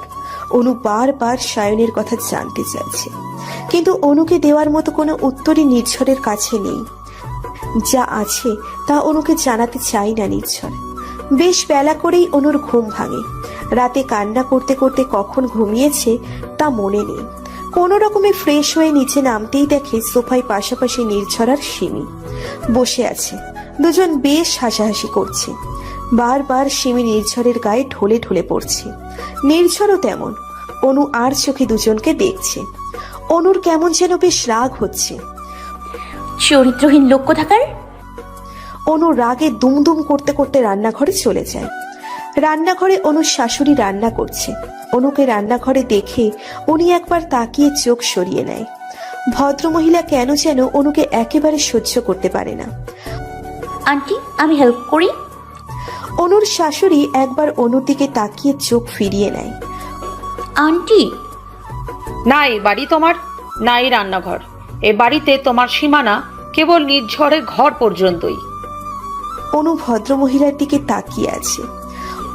উফ, শাশুড়ি জাতিটাই এরকম, বউদের দু চোখে সহ্য করতে পারে না। কিন্তু আমি করেছিটা কি? অনু দুমদুম করে রান্নাঘর থেকে চলে আসে। অনু সিঁড়ি বেয়ে ওঠার সময় নির্ঝর আর সিমিকে আর চোখে দেখেছে। হুট করেই হোঁচট খেয়ে অনু হুমড়ি খেয়ে পড়ে যায়। অনুর দিকে তাকাতেই দেখে অনু মেঝেতে পায়ে হাত দিয়ে বসে আছে। নির্ঝর বসা থেকে উঠে ছুট লাগাই অনুর কাছে। অনু পায়ে হাত দিয়ে সিঁড়ির কাছে বসে আছে। দেখি কোথায় লেগেছে। নো নিড, শুনুন। স্টুপিডের মতো কথা বলা বন্ধ করো। বললাম তো লাগবে না। নির্ঝর অনুর দিকে রাগী চোখে তাকিয়ে সোজা অনুকে কোলে তুলে নেয়। অনু বারবার ছোটার চেষ্টা করছে, কিন্তু নির্ঝর কোলে তুলে হাঁটা ধরে ঘরের দিকে। দূর থেকে নির্ঝরের মা রাগী চোখে তাকিয়ে আছে নির্ঝরের দিকে। ওনার ভেতর থেকে বারবার দীর্ঘশ্বাস বেরিয়ে আসছে। এই একটা মেয়ে আমার ছেলের ভবিষ্যৎ অন্ধকার করে দিল। কি মনে করে সিমিও হাঁটা ধরে নির্ঝরের ঘরের দিকে। নির্ঝর তখন অনুকে বিছানায় শুইয়ে দিয়ে অনুর পায়ে ঔষধ লাগাতে ব্যস্ত। সিমি সরাসরি নির্ঝরের ঘরে ঢুকে যায়, তারপর নির্ঝরের হাত ধরে টানতে থাকে। নীর, বাইরে চল। নির্ঝর অবাক চোখে সিমির দিকে তাকিয়ে আছে। অনু তো রাগে জ্বলে যাচ্ছে। নীর, চল, কথা আছে। অনু মুখ বাঁকিয়ে অন্যদিকে তাকিয়ে আছে। সিমি নির্ঝরকে টানতে টানতে বাহিরে নিয়ে যায়। নীর, ও তো সায়নের প্রেমিকা অনু। হুম। নীর, তুই অনুকে কেন বিয়ে করলি? মানে প্রশ্নটা কালকে রাতেই তোকে করতাম। কাল আমি সত্যি অনুকে চিনতে পারিনি। ও নির্ঝর, অনু তো, তুই ওকে কেন বিয়ে করলি? সিমি, নীর, তুই জানিস না সায়ন ওকে কেন বিয়ে করেনি? সিমি প্লিজ। নীর, ও তো। চুপ। সিমি অবাক চোখে নির্ঝরের দিকে তাকিয়ে আছে। দরজার দিকে তাকাতেই দেখে অনু দাঁড়িয়ে আছে, কৌতূহলী আর রাগী দৃষ্টিতে তাকিয়ে আছে নির্ঝরের দিকে। নির্ঝর তখন সিমির দুই বাহু ধরে দাঁড়িয়ে আছে। অনুকে দেখে নির্ঝর সিমিকে ছেড়ে দেয়। কথায় কথায় নির্ঝর তখন সিমির এত কাছে চলে এসেছে বুঝতেও পারিনি। অনু নির্ঝরের দিকে এগিয়ে এসে বলতে শুরু করে, আপনি সত্যি একজন চরিত্রহীন পুরুষ। যদি ওই মেয়ের সাথে আপনার কিছু থেকেই থাকে, তাহলে শুধু শুধু আমাকে জোর করে বিয়ে করে আমার জীবন আর ভালোবাসা দুটোকেই এভাবে শেষ করে দিলেন কেন? নির্ঝর অনুর দিকে তাকিয়ে আছে। বোধহয় সে কিছুই শোনেনি, কিন্তু অনুর ছলছল চোখ। কেন? অনু কেন কান্না করছে? কারণটা কি শুধুই সায়ন? উত্তরটা নির্ঝর জানে না, জানতেও চায় না। কি হবে জেনে? সে তো অনুকে চায়। অনুকে নিজের কাছে রাখার সম্পূর্ণ অধিকার তার আছে, কারণ নির্ঝর অনুর স্বামী। নির্ঝর, ছাড়ুন, লাগছে। নির্ঝর অনুর হাতটা পিছনে পেঁচিয়ে রেখেছে। অনু কি পাগলামি হচ্ছে এসব? বলেছি না তুমি আমাকে ছাড়া কোথাও যেতে পারবে না। অনু বাহিরে সিমি আর নির্ঝরকে একসাথে দেখে ঘরে এসে ব্যাগপত্র গোছাতে থাকে। অনেক হয়েছে, এই বাড়িতে অনু আর এক মুহূর্ত থাকবে না। কিন্তু নির্ঝর এসে অনুকে আটকে দেয়। দেখুন নির্ঝর, ছাড়ুন। দেখুন নির্ঝর, ছাড়ুন আমাকে। আমি আপনার মতো চরিত্রহীন লোকের সাথে থাকতে চাই না। কথাগুলো বলতে বলতে অনু ছটফট করছে, বারবার ছোটার চেষ্টা করছে নির্ঝরের হাত থেকে। এক চড় দেবো না। এত রাতে কি নাটক শুরু করেছো তুমি? কোথায় যাবে তুমি? আমার বাড়ি। আপনার মতো চরিত্রহীন লোকের সাথে সংসার করা আমার পক্ষে সম্ভব না। হ্যাঁ, দয়া করে আপনি আপনার এক্স অর প্রেজেন্ট গার্লফ্রেন্ড নিয়েই থাকুন। আমি আমার বাবার কাছে চলে যাব। নির্ঝর অনুকে ধাক্কা মেরে বিছানায় ফেলে দেয়। তারপর অনুকে বিছানায় চেপে ধরে ঠোঁটে ঠোঁট মিলিয়ে দেয়। অনু নির্ঝরকে ইচ্ছে মতো ধাক্কাচ্ছে, কিল ঘুষিও মারছে, কিন্তু নির্ঝরকে এক চুলও নড়াতে পারছে না। একটা সময় নির্ঝর অনুকে ছেড়ে দিয়ে উঠে দাঁড়ায়। তুমি চাও বা না চাও তোমাকে আমার সাথে থাকতে হবে। আমাকে ছাড়া এ বাড়ি থেকে এক পা বাড়ি গিয়ে দেখো, ঠ্যাং ভেঙে দেবো। তবু কোথাও যেতে দেবো না। কথাগুলো বলেই নির্ঝর হাঁটা ধরে। অনু বিছানায় গুটিসুটি মেরে বসে আছে। নির্ঝর কি মনে করে আবার ফিরে আসে। অনুর সামনে হুট করে হাঁটু গেড়ে বসে অনুর হাতটা নিজের হাতের মধ্যে নিয়ে বলতে শুরু করে, সৌমিতা আমার খুব ভালো বন্ধু। ছোটবেলা থেকে আমরা একই স্কুলে পড়তাম, আর সেখান থেকে আমাদের বন্ধুত্ব। সৌমিতাকে আমি ছোট্ট করে সিমি বলি। সেই ছোটবেলা থেকে আমরা একসাথে বড় হয়েছি, সিমি, আমি আর আচ্ছা যাই হোক, তুমি যেমনটা ভাবছো তেমনটা কিছুই নয়। আমাদের মাঝে শুধু বন্ধুত্বের সম্পর্ক। কথাটা বলেই নির্ঝর অনুর হাতে একটা চুমু এঁকে দেয়। তারপর উঠে দাঁড়ায়। নির্ঝর এক দৃষ্টিতে অনুর চোখের দিকে তাকিয়ে আছে। অনুও ছলছল চোখে নির্ঝরের। অনু আমার জীবনে প্রেম বলো আর ভালোবাসা বলো তা একবারই এসেছে, আর সেই একজন হলে তুমি। তুমি ছাড়া না কেউ আমার মনে ছিল, আর না কেউ আসবে। কোনো বড্ড ভালোবাসি তোমাকে আমি। কথাটা বলেই নির্ঝর বারান্দার দিকে হাঁটা ধরে। তার বড্ড সিগারেটের তেষ্টা পেয়েছে। চেইন স্মোকারদের এই এক বিপদ, একটু পরপর সিগারেটের নেশা মাথায় চড়ে বসে। তবে নির্ঝর চেইন স্মোকার হলেও সিগারেটের নেশা তাকে যতটা ঘায়েল করতে পারেনি, তার চেয়ে বেশি ঘায়েল করেছে অনুর নেশা। অনুর কথা বলা, চলাফেরা, হাসি, দুষ্টুমি সব নির্ঝরকে বারবার ঘায়েল করেছে। অনু এতক্ষণ কাঁদছিল, কিন্তু নির্ঝরের বলা শেষ কথাগুলো কানে আসতেই ঠোঁটের কোণে ঈষৎ হাসির রেখা ফুটে উঠল। কি জানি কি আছে নির্ঝরের সেই ভালোবাসি কথাটাই। এতদিন নির্ঝরের কথাটা অসহ্য লাগলেও এখন বেশ ভালোই লাগে। জানালার পাশে বসে আছে সায়ন। বারবার নির্ঝরের ফোনে ফোন করছে, কিন্তু গতকাল হঠাৎই ফোনটা কাটার পর প্রত্যেকবারই নির্ঝরের ফোনটা সুইচ অফ বলছে। সায়নের মাথাটা হ্যাং হয়ে আছে। কাল যখন নির্ঝরকে ফোন করেছিল তখন কোনো একটা মেয়ে ফোন ধরেছিল। গলাটা বড্ড চেনা চেনা লাগছে সায়নের কাছে।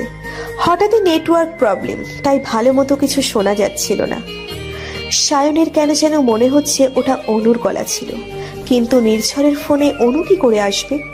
অনু এই কয়দিন সায়ন অনুকে নিয়ে এত ভেবেছে যে শুতে গেলে বসতে গেলেও অনু।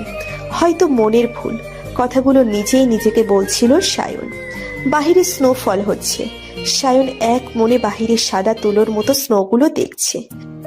অনুর বড্ড ইচ্ছে ছিল হানিমুনে এরকম একটা জায়গায় আসবে, আর সারা রাত জানালার পাশে বসে স্নোফল দেখবে। ওহ, ম্যাডামের আবদার সারা রাত সায়নকেও অনুর পাশে ঠাই দাঁড় করিয়ে রাখবে। কি আবদার বাবা, সারা রাত নাকি দুজন হাত ধরে দাঁড়িয়ে দাঁড়িয়ে স্নোফল দেখবে। সায়ন তো অনুর এমন আবদার শুনে হেসে দেয়। অনু তো রাগে লাল হয়ে গিয়েছিল। অনু যখন রেগে যায় তখন অনুর ফর্সা গাল দুটো গোলাপি রং ধারণ করে, আর নাকের মাথাটা লাল হয়ে যায়, তাতে বিন্দু বিন্দু ঘাম জমে। সায়ন কতবার দুষ্টুমি করে অনুর নাক টেনে দিত, অনু তো আরো বেশি রেগে যেত। অতীতের কথা মনে পড়তেই সায়ন হেসে দেয়। অনুকে তোমাকে নিয়ে কতই না স্বপ্ন ছিল, কিন্তু মাতৃ আকাঙ্ক্ষা উপেক্ষা করার সাহস বা স্পর্ধা কোনোটাই আমার ছিল না। আমাকে ক্ষমা করো। কথাগুলো ভাবতে সায়নের ফোন বেজে ওঠে। মোবাইলের স্ক্রিনে সৌমিতার নাম আর সায়ন, সিমি আর নির্ঝরের ছবিটা ভেসে ওঠে। এভাবে যখন তখন গায়ের উপর হুমড়ি খেয়ে পড়েন কেন শুনি? লজ্জা করে না? নির্ঝর অনুর কথায় মুচকি হেসে অনুকে বেশ আষ্টে পৃষ্ঠে জড়িয়ে ধরে। তারপর অনুর ঘাড়ে মুখ গুজে একটা গভীর চুমু এঁকে দেয়। অনু গোসল করে আয়নার সামনে চুল আঁচড়াচ্ছিল। হঠাৎই নির্ঝর কোথা থেকে এসে অনুকে পেছন থেকে জড়িয়ে ধরে। বাস, অনু তো রেগে মেগে আগুন। এসব ঢং আমার কাছে ভালো লাগে না। অনু নির্ঝরের থেকে একটু সরে যেতেই নির্ঝর অনুকে আরো শক্ত করে জড়িয়ে ধরে। এখন নির্ঝরের হাতটা অনুর নাভি বরাবর চলে আছে। তবে এখন আর অনুর আগের মতো অসহ্য লাগে না, বরং অন্যরকম ভালো লাগা কাজ করে, একেবারেই অন্যরকম। মাঝে মাঝে তো ভালো লাগা মন্দ লাগা সব মিলেমিশে এক হয়ে যায়। নির্ঝর নিজের ইচ্ছে মতো অনুর পেটে হাতটা স্লাইড করছে, আর অনু চোখ বন্ধ করে আছে। নির্ঝর অনুর ঘাড়ে থুতনি লাগিয়ে আয়নায় অনুর প্রতিবিম্ব দেখছে। নির্ঝরের দৃষ্টি অনুর গোলাপি ঠোঁটে আটকে আছে। নির্ঝর অনুকে নিচের দিকে ঘুরিয়ে অনুর ঠোঁটের দিকে এগুতেই হঠাৎই সিমির আগমন ঘটে। সিমিকে হট করে ঘরে ঢুকতে দেখে নির্ঝর অনু দুজনেই চমকে যায়। অনু একরকম নির্ঝরের কাছ থেকে ছিটকে দূরে সরে যায়। সিমি হতভম্বের মতো দাঁড়িয়ে আছে, যেন সে হঠাৎই খুব বড়সড় ধাক্কা খেয়েছে। বড্ড ভুল সময় চলে এসেছি মনে হয়। নির্ঝরের দিকে তাকিয়ে নির্ঝর কি বলবে বুঝতে পারছে না। সে মাথা নিচু করে দাঁড়িয়ে আছে, বোধহয় খুব লজ্জা পেয়েছে, নয়তো অন্য কিছু। অনুই বলে ওঠে, এ মানে না না না। সরি। সরি কেন বলছো? আসলে আগে কখনো এই ঘরে ঢোকার জন্য নক করার প্রয়োজন পড়েনি, তবে এখন থেকে পড়বে সেটা বুঝতে পারিনি। By the way, sorry guys, carry on. কথাগুলো বলেই সিমি সেখান থেকে চলে যায়। অনুর কেন যেন খুব হাসি পাচ্ছে, রাজ্য জয়ের হাসি, যেন সে গোটা রাজ্যটাকেই জয় করে ফেলেছে। না না, সিমির মুখটা দেখে অনুর খুব হাসি পাচ্ছে, কিন্তু কেন কি জানি। নির্ঝর অবাক চোখে অনুর দিকে তাকিয়ে আছে। আপনি দেখছি লজ্জা পাচ্ছেন। ইয়ে মানে সিমি এভাবে হয়েছে, থাক। কথাগুলো বলেই অনু নিচে চলে যায়। সেই দুপুরে অনু ঘরে ঢুকেছে। দুপুর গড়িয়ে সন্ধে নেমে গেল, আর ঘরের বাহিরে বের হয়নি অনু। এতটা সময় অনু নির্ঝরের কাছেই ছিল। আজ বাড়িতে রমরমে ব্যাপার। নীরা কলেজ ট্যুর শেষ করে বাড়ি ফিরেছে। খুব তাড়াতাড়ি তার বিয়েও নাকি হয়ে যাবে। 2-1 দিনের মধ্যে ছেলেপক্ষ আসবে। পাকা কথা বলতে নয়, একেবারে বিয়ের কাবিন করে নীরাকে নিয়ে যাবে। অনু নিচে নামতেই দেখে নীরা সোফায় পা তুলে বসে আছে।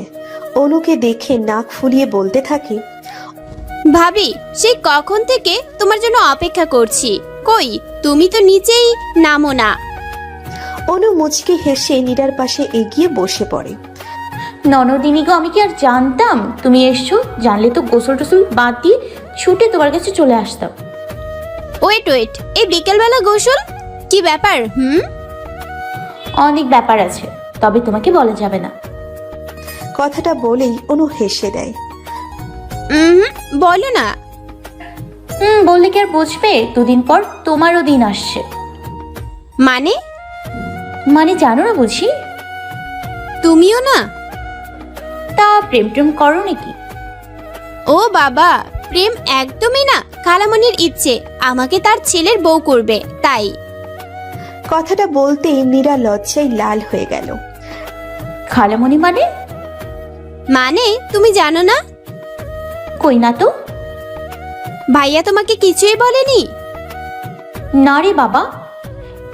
সে আমার বড় খালামণির ছেলে। এ বাবা, তাই নাকি? তাহলে তো প্রেম টেম জমিয়ে করছো। তা কতদিনের প্রেম শুনি?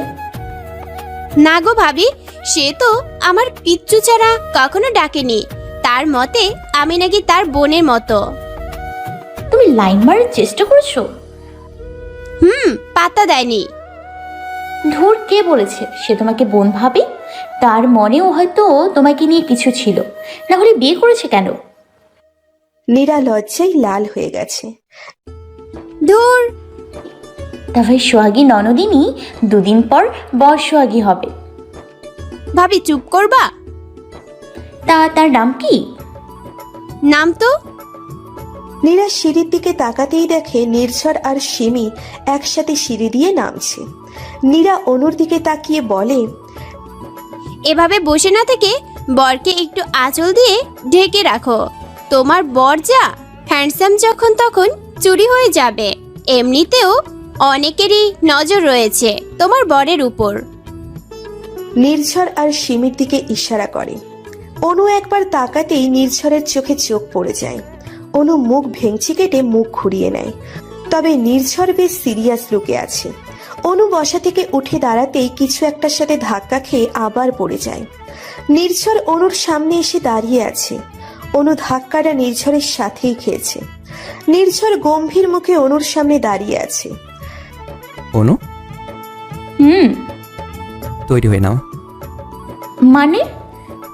মানে আমরা এখন বেরোবো। কিন্তু কোথায়? তোমার বাসায়। মানে? কেন? এমনি তোমাকে 3 দিনের জন্য তোমার মার কাছে দিয়ে আসবো। 3 দিন পর আবার নিয়ে আসবো। কিন্তু কেন? 2 দিন পরেই তো নীরার হয়তো আকদ হয়ে যাবে। তো মানে আমি থাকবো না? না, তুমি থাকবে না। আমি যাব না। নির্ঝর রাগী চোখে অনুর দিকে তাকিয়ে বেশ ঝাঁঝালো গলায় বলে ওঠে, তাতে তৈরি হয়ে নাও, আমি গাড়িতে অপেক্ষা করছি। 5 মিনিটের মধ্যেই তোমাকে গাড়িতে দেখতে চাই। কিন্তু কথাটা বলেই নির্ঝর দমদম করে বেরিয়ে চলে যায়। অনু নীরা দুজনেই মন খারাপ করে বসে আছে। নির্ঝর এমন করছে কেন? আপনি খুব বাজে একটা লোক মিস্টার নির্ঝর চৌধুরী। গাড়িতে মুখ গোমরা করে বসে আছে অনু। নির্ঝর ড্রাইভ করছে। অনু তো তখন থেকেই নির্ঝরকে যা নয় তাই বলে যাচ্ছে, কিন্তু তাতে নির্ঝরের কোনো প্রতিক্রিয়া নেই। সে তো চোখ মুখ লাল করে বসেই আছে।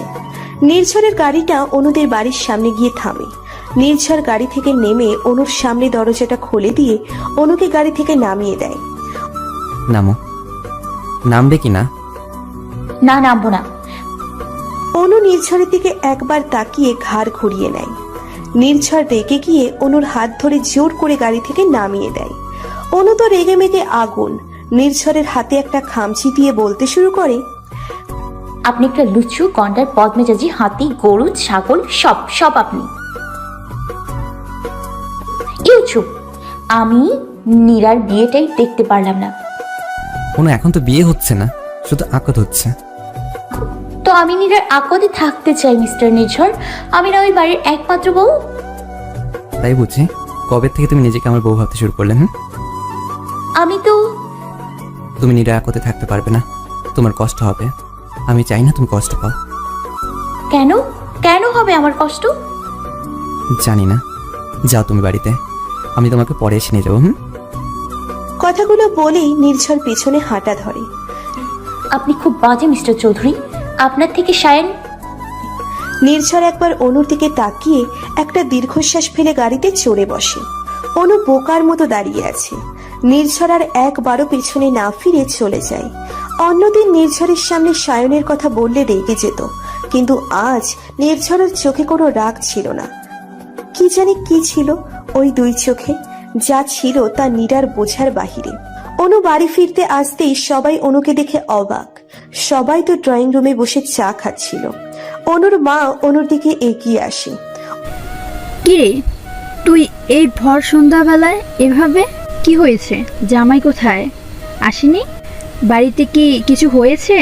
তুই আবার কোনো কাণ্ড বাঁধাসনি তো? অনু মায়ের দিকে রাগি চোখে তাকিয়ে আছে। কিরে, চুপ করে আসিস কেন? তোমার দেখছি আমাকে নিয়ে অনেক প্রশ্ন। তোমার বা তোমাদের কোনো প্রশ্নের উত্তর আমি দিব না। মানে সব প্রশ্ন তোমার জামাইকে করো। সেই আমাকে রেখে গেল, কেন রেখে গেল জানি না, তাই তোমরা তাকেই প্রশ্ন করো, হয়তো তোমাদের বলবে আমাকে রেখে যাওয়ার কারণটা। অনুর বাবা এত সময় অনুর কথা শুনছিল, এবার বলতে শুরু করে। নিজুর এসেছিল, অথচ আমাদের জানায়নি। বাড়ির দরজা থেকে ঘুরে চলে গেল। তুমি তাকে ভিতরে আসতে বলনি কেন? প্রয়োজন বোধ করিনি তাই। কথাগুলো বলেই অনু চলে যায় নিজের ঘরে। চোখ দুটো ছলছল করছে।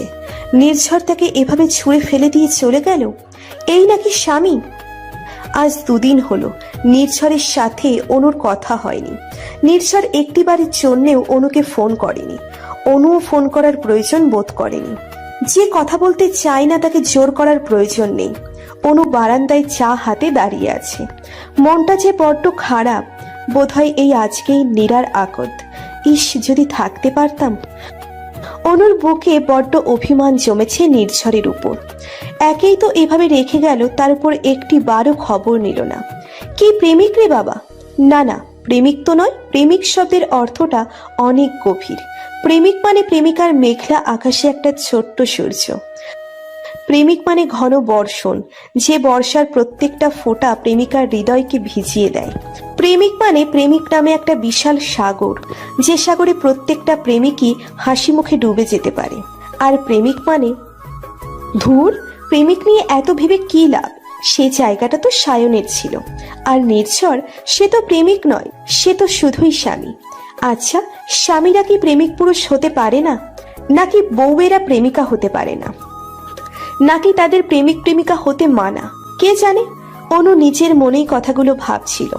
মায়ের ডাকে হুঁশ ফিরে অনুর। পেছন ফিরে তাকাতেই দেখে মা দাঁড়িয়ে আছে।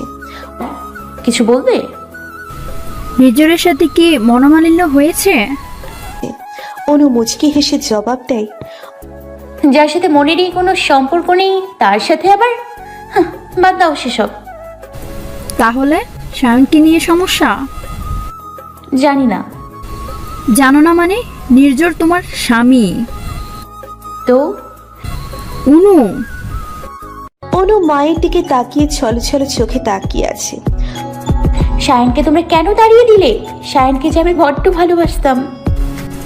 আর নির্ঝর তোমাকে বড্ড ভালোবাসে। কিন্তু মা সেটা একবারও আমার খবরই নিল না। অনুর মা মুচকি হেসে অনুর মাথায় হাত বুলাতে বুলাতে বলে, অভিমান একতরফা ভালো, যখন অভিমান দুই তরফা হয়ে যায় তখন সম্পর্কে ফাটল ধরে। কথাগুলো বলেই অনুর মা চলে যায়। যেতে যেতে অনুর মা পেছন ফিরে অনুকে উদ্দেশ্য করে বলে, তোমার উনি রোজ দিনে 2 বার করে ফোন দিয়ে তোমার খোঁজ নেয়, কই তুমি তো তাকে একবারও ফোন দাও না। অনুর মা কি বলতে চাইছে তা হয়তো অনু বুঝতে পেরেছে। অনু কি মনে করে ফোনটা হাতে নিয়ে নির্ঝরকে ফোন করে একবার রিং হয়ে কেটে যায়, দ্বিতীয়বার রিং হতে রিসিভ করে নেয়। অনু কথা বলতে যাবে, তার আগেই অপর পাশ থেকে মেয়েলি কণ্ঠ ভেসে আছে। হ্যালো। অনু বাকরুদ্ধ, এ তো সিমির গলা। সিমি, তুমি? নির্ঝর কোথায়? কে অনু? নৃত্য ওয়াশরুমে শাওয়ার নিচ্ছে। ও, রাখছি। ওকে। অনু ফোনটা কেটে দিয়ে বিছানায় ফোনটা ছুঁড়ে মারে। খুব রাগ হচ্ছে, ভীষণ রাগ হচ্ছে, রাগে গা জ্বলছে। এই মেয়েটা যেমন লুচু, আবার বরটাও তেমন লুচু। আচ্ছা, সত্যিই কি সিমির সাথে নির্ঝরের কোনো সম্পর্ক আছে? এই লুচু ব্যাটার সাথে যদি সিমি না, তখন আমার কি হবে? আজকাল অনু বড্ড বেশি নির্ঝরকে নিয়ে ভাবে। তবে কখনো সখনো অনুর মেঘলা আকাশে সায়ন উকি দেয়। সায়নের কাছে অনুর একটাই প্রশ্ন, সে কেন অনুকে একা ফেলে চলে গেল? অনুর বিষয়ে সবটা জানে আন্টি। সিমির কথায় নির্ঝর একবার সিমির দিকে ঘাড় ঘুরিয়ে তাকিয়ে আবার ড্রাইভিংয়ে মনোযোগ দেয়। নির্ঝর সিমির একসাথে বিমানবন্দরের উদ্দেশ্যে বেরিয়েছে। নির্ঝর, সায়ন জানে অনুর সাথে তোর বিয়ের কথা। নির্ঝর কোনো উত্তর করছে না। নির্ঝরকে নির্বাক দেখে সিমিও চুপ করে যায়। গাড়ি নিজ গতিতে চলছে। হঠাৎই সিমি চিৎকার করে গাড়ি থামিয়ে দেয়। কি? নীর, হুম। হাওয়াই মিঠা খাবো। কি? প্লিজ প্লিজ নীর, এনে দে না। নির্ঝর প্রথমে বিরক্ত হলেও কি মনে করে গাড়িটা সাইড করে দাঁড় করিয়ে নেমে যায়। সিমি তো খুশিতে আত্মহারা। নির্ঝর এক ছুটে রাস্তার উপর থেকে 3টে হাওয়াই মিঠাই কিনে আনে। সিমিকে একটা দিয়ে দুটো গাড়ির পিছনে রেখে দেয়। নীর, এই দুটো কার? অনুর। মানে? আরে অনু খুব ভালোবাসে, তাই অনুর জন্য নিলাম। ও। হুট করে সিমির মুখটা কালো হয়ে গেল। অনু রাগে গজগজ করতে করতে বাড়ি চলে এলো। সকালে সিমির সাথে কথা বলার পর কি মনে করে অনু একা একাই শ্বশুরবাড়ির উদ্দেশ্যে রওনা হয়ে যায়। হঠাৎই চোখে পড়ে রাস্তায় নির্ঝরের গাড়ি। গাড়ির দিকে ভালো করে লক্ষ্য করতেই অনুর চোখে পড়ে নির্ঝর সিমির হাতে গোলাপি রঙের হাওয়াই মিঠাই ধরিয়ে দিচ্ছে, আর সিমি অন্যরকম দৃষ্টিতে নির্ঝরের দিকে তাকিয়ে আছে। ব্যাস, একেই তো অনুর মাথা গরম ছিল। এই দৃশ্য দেখার পর যেটুকু বাকি ছিল তাও গরম হয়ে গেল। অনু বাড়িতে ঢুকতেই দেখে নীরা সোফায় ঘুমিয়ে আছে। বাড়ির কাজের লোক দরজা খুলে দিয়েছে। অনু আশেপাশে তাকিয়ে দেখে কেউ নেই। বোধহয় সবাই দুপুরের খাবার খেয়ে রেস্ট নিচ্ছে। অনু কোনো কথা না বলে সোজা ঘরে চলে যায়। ইমিগ্রেশন ক্রস করে বিমানবন্দরের অন্দরমহল থেকে ধীর পায়ে বেরিয়ে আসছে সায়ন। যদিও আরো 2 দিন আগে তার বাংলাদেশে ফেরার কথা ছিল, কিন্তু বিদেশের পাট চুকিয়ে দেশে আসতে দেরি হয়ে গেল। আবহাওয়া ভালো থাকায় প্লেন 1 ঘন্টা আগে দেশে ল্যান্ড করেছে। বাহিরে বেরিয়ে সায়ন সরাসরি গাড়িতে উঠে যায়। উদ্দেশ্য নিজের বাড়ি যাবে। তবে সায়নের মায়ের কড়া কথা শুনে সে যেন যত দ্রুত সম্ভব তার খালার বাসায় ওঠে, কিন্তু তবুও সায়ন নিজের বাড়িতেই যাবে। সায়নকে নিতে সায়নের খালাতো ভাই নির্ঝর আর বেস্ট ফ্রেন্ড সিমি আসছে, তবে 2 ঘন্টা পর। সায়ন ইচ্ছে করেই সবাইকে 2 ঘন্টা পরের ফ্লাইটের কথা বলেছিল, না হলে ওরা জোর করে সায়নকে ধরে বাড়ি নিয়ে যেত। গতকালই সায়নের বোন সায়নকে ফোন করে জানিয়েছে অনু নাকি বাড়ি চলে এসেছে, মানে অনুর বর নাকি অনুকে রেখে গেছে, তাই সায়নও সোজা বাড়ি চলে যাচ্ছে। অনুর সাথে অন্তত একবার দেখা করা খুব জরুরি। নিজের দোষে মেয়েটাকে বড্ড কষ্ট দিয়ে ফেলেছে সে। তবে আর কোনো ধোঁয়াশা নয়, এবার সায়ন সরাসরি অনুকে সব সত্যি বলবে, কেন সে অনুর সাথে এমন করেছিল। শুধু যে সত্যি বলবে তা নয়, অনু যদি চায় সব অতীত ভুলে গিয়ে অনুকে নিজের করে নিবে সে। অনুকে নিয়ে এই দেশে এই পরিচিত সব ছেড়ে চলে যাবে। কিন্তু অনু কি ক্ষমা করবে আমাকে? করবে। অনু তো আমায় ভালোবাসে। আমি চাইলে অনু সব ছেড়ে চলে আসবে আমার কাছে। এরকম কিছু চিন্তা ভাবনা নিয়ে সায়ন গাড়ি রওনা হয়ে গেছে বাড়ির উদ্দেশ্যে। অনুদের বাড়ির পিছনের পথটাই সায়নদের বাড়িতে যাওয়ার পথ। গাড়িটা যখন অনুদের বাড়ির পেছনের দরজাটা ক্রস করছিল, সায়ন গাড়ির জানালা দিয়ে উকি দেয়। ওই তো বাড়ির পিছনের সেই বকুলতলা, ঠিক তার পাশেই একটা বড় তেঁতুল গাছ। অনুর গায়ে হলুদের দিন অনু সায়নকে এখানেই দাঁড়াতে বলেছিল, কিন্তু সায়ন সেদিন আসেনি। অনু কি এসেছিল? সে কি সেদিন অপেক্ষা করেছিল সায়নের জন্য? হয়তো করেছিল। মেয়েটা যে আসতো একটা পাগলি। যদি সেদিন আসতো তাহলে আজ হয়তো বুক ভরা আফসোস নিয়ে বাঁচতে হতো না। হয়তো অনু এখন তার বুকে থাকতো, কিন্তু কি করে আসতো সে? মাঝে তাকে কথাগুলো ভাবতেই অনুর চোখ বেয়ে দুফোঁটা পানি বেয়ে পড়ল। সব কেমন হুট করে পাল্টে গেল। বাড়িতে পৌঁছাতেই সবাই সায়নকে দেখে অবাক। ছেলে ফেরায় মা যত না খুশি হয়েছে তার বেশি রেগে গেছে সরাসরি এখানে ওঠায়। সায়নের মায়ের বড্ড ভয় করছে, ছেলে আবার ওই খুদওয়ালা মেয়েতেই মুছবে না তো? কে জানে, একেই তো মেয়েটির একটা বড় খুদ রয়েছে, তার উপর আবার বিয়ে করে 4 মাস সংসার করেছে। না না, আর কিচ্ছু ভাবতে পারছে না সামিয়া বেগম। একমাত্র ছেলে সায়ন, কলিজার টুকরো সে। ছেলের ক্ষতি উনি কখনো ভাবতেই পারেন না। যত দ্রুত সম্ভব সায়নের বিয়েটা দিতে হবে, যদি সম্ভব হয় আজকালের মধ্যেই। পুরুষ মানুষের মন গলতে কতক্ষণ? নির্ঝর আর সিমি বেশ অনেকটা সময় বিমানবন্দরে অপেক্ষা করেছে, সায়নের কোনো খবরই নেই। পরে অবশ্য খালামণি ফোন করে বলে দিয়েছে সায়ন নাকি একাই বাড়ি চলে গেছে। তাই আর অপেক্ষা না করে নির্ঝরও বাড়ি চলে এসেছে। ফিরে সেই বিছানায় গা এলিয়ে দেয় নির্ঝর। হুট করেই নির্ঝরের মাথায় অনুর কথা চলে আসে। আচ্ছা, অনুকেও তো বাড়ি রেখে এসেছে সে, আর সায়নও তো বাড়িতে। যদি দুজনের... না না, এমন হতে পারে না। কথাটা এতক্ষণ কেন মাথায় আসেনি? নির্ঝর হুট করে উঠতে যাবে, তখন হঠাৎই কেউ একজন নির্ঝরের মুখে বালিশ চাপা দিয়ে দেয়। হুট করে এমন কাণ্ডে নির্ঝরের দম বন্ধ হয়ে আসে। নির্ঝর গায়ের সব শক্তি দিয়ে ধাক্কা মারে। অপরপক্ষ ধপ করে মেঝেতে পড়ে যায়। ও মা গো, আমার কোমরটা ভেঙে গেল গো, আমাকে মেরে ফেললো গো, কি কোথায় আছো গো? অনুর এমন চিৎকারে নির্ঝর দম নেওয়ার সময় পায় না। অনুকে হঠাৎ এভাবে দেখে ভূত দেখার মতো চমকে যায় নির্ঝর। তুমি? হ্যাঁ আমি। তুমি কখন এলে? কেন, আমি আসাতে সমস্যা হয় বুঝি? মানে আবার কি? আমি থাকলে আপনার প্রীতির সিমির সাথে ডুবে ডুবে জল... না না, হাওয়াই মিঠাই খাওয়া হবে না, তাই তোমাকে বাড়ি রেখে এসছেন। অনুর রাগে দাঁত কড়মড় করছে। নির্ঝর অবাক চোখে অনুর দিকে তাকিয়ে আছে।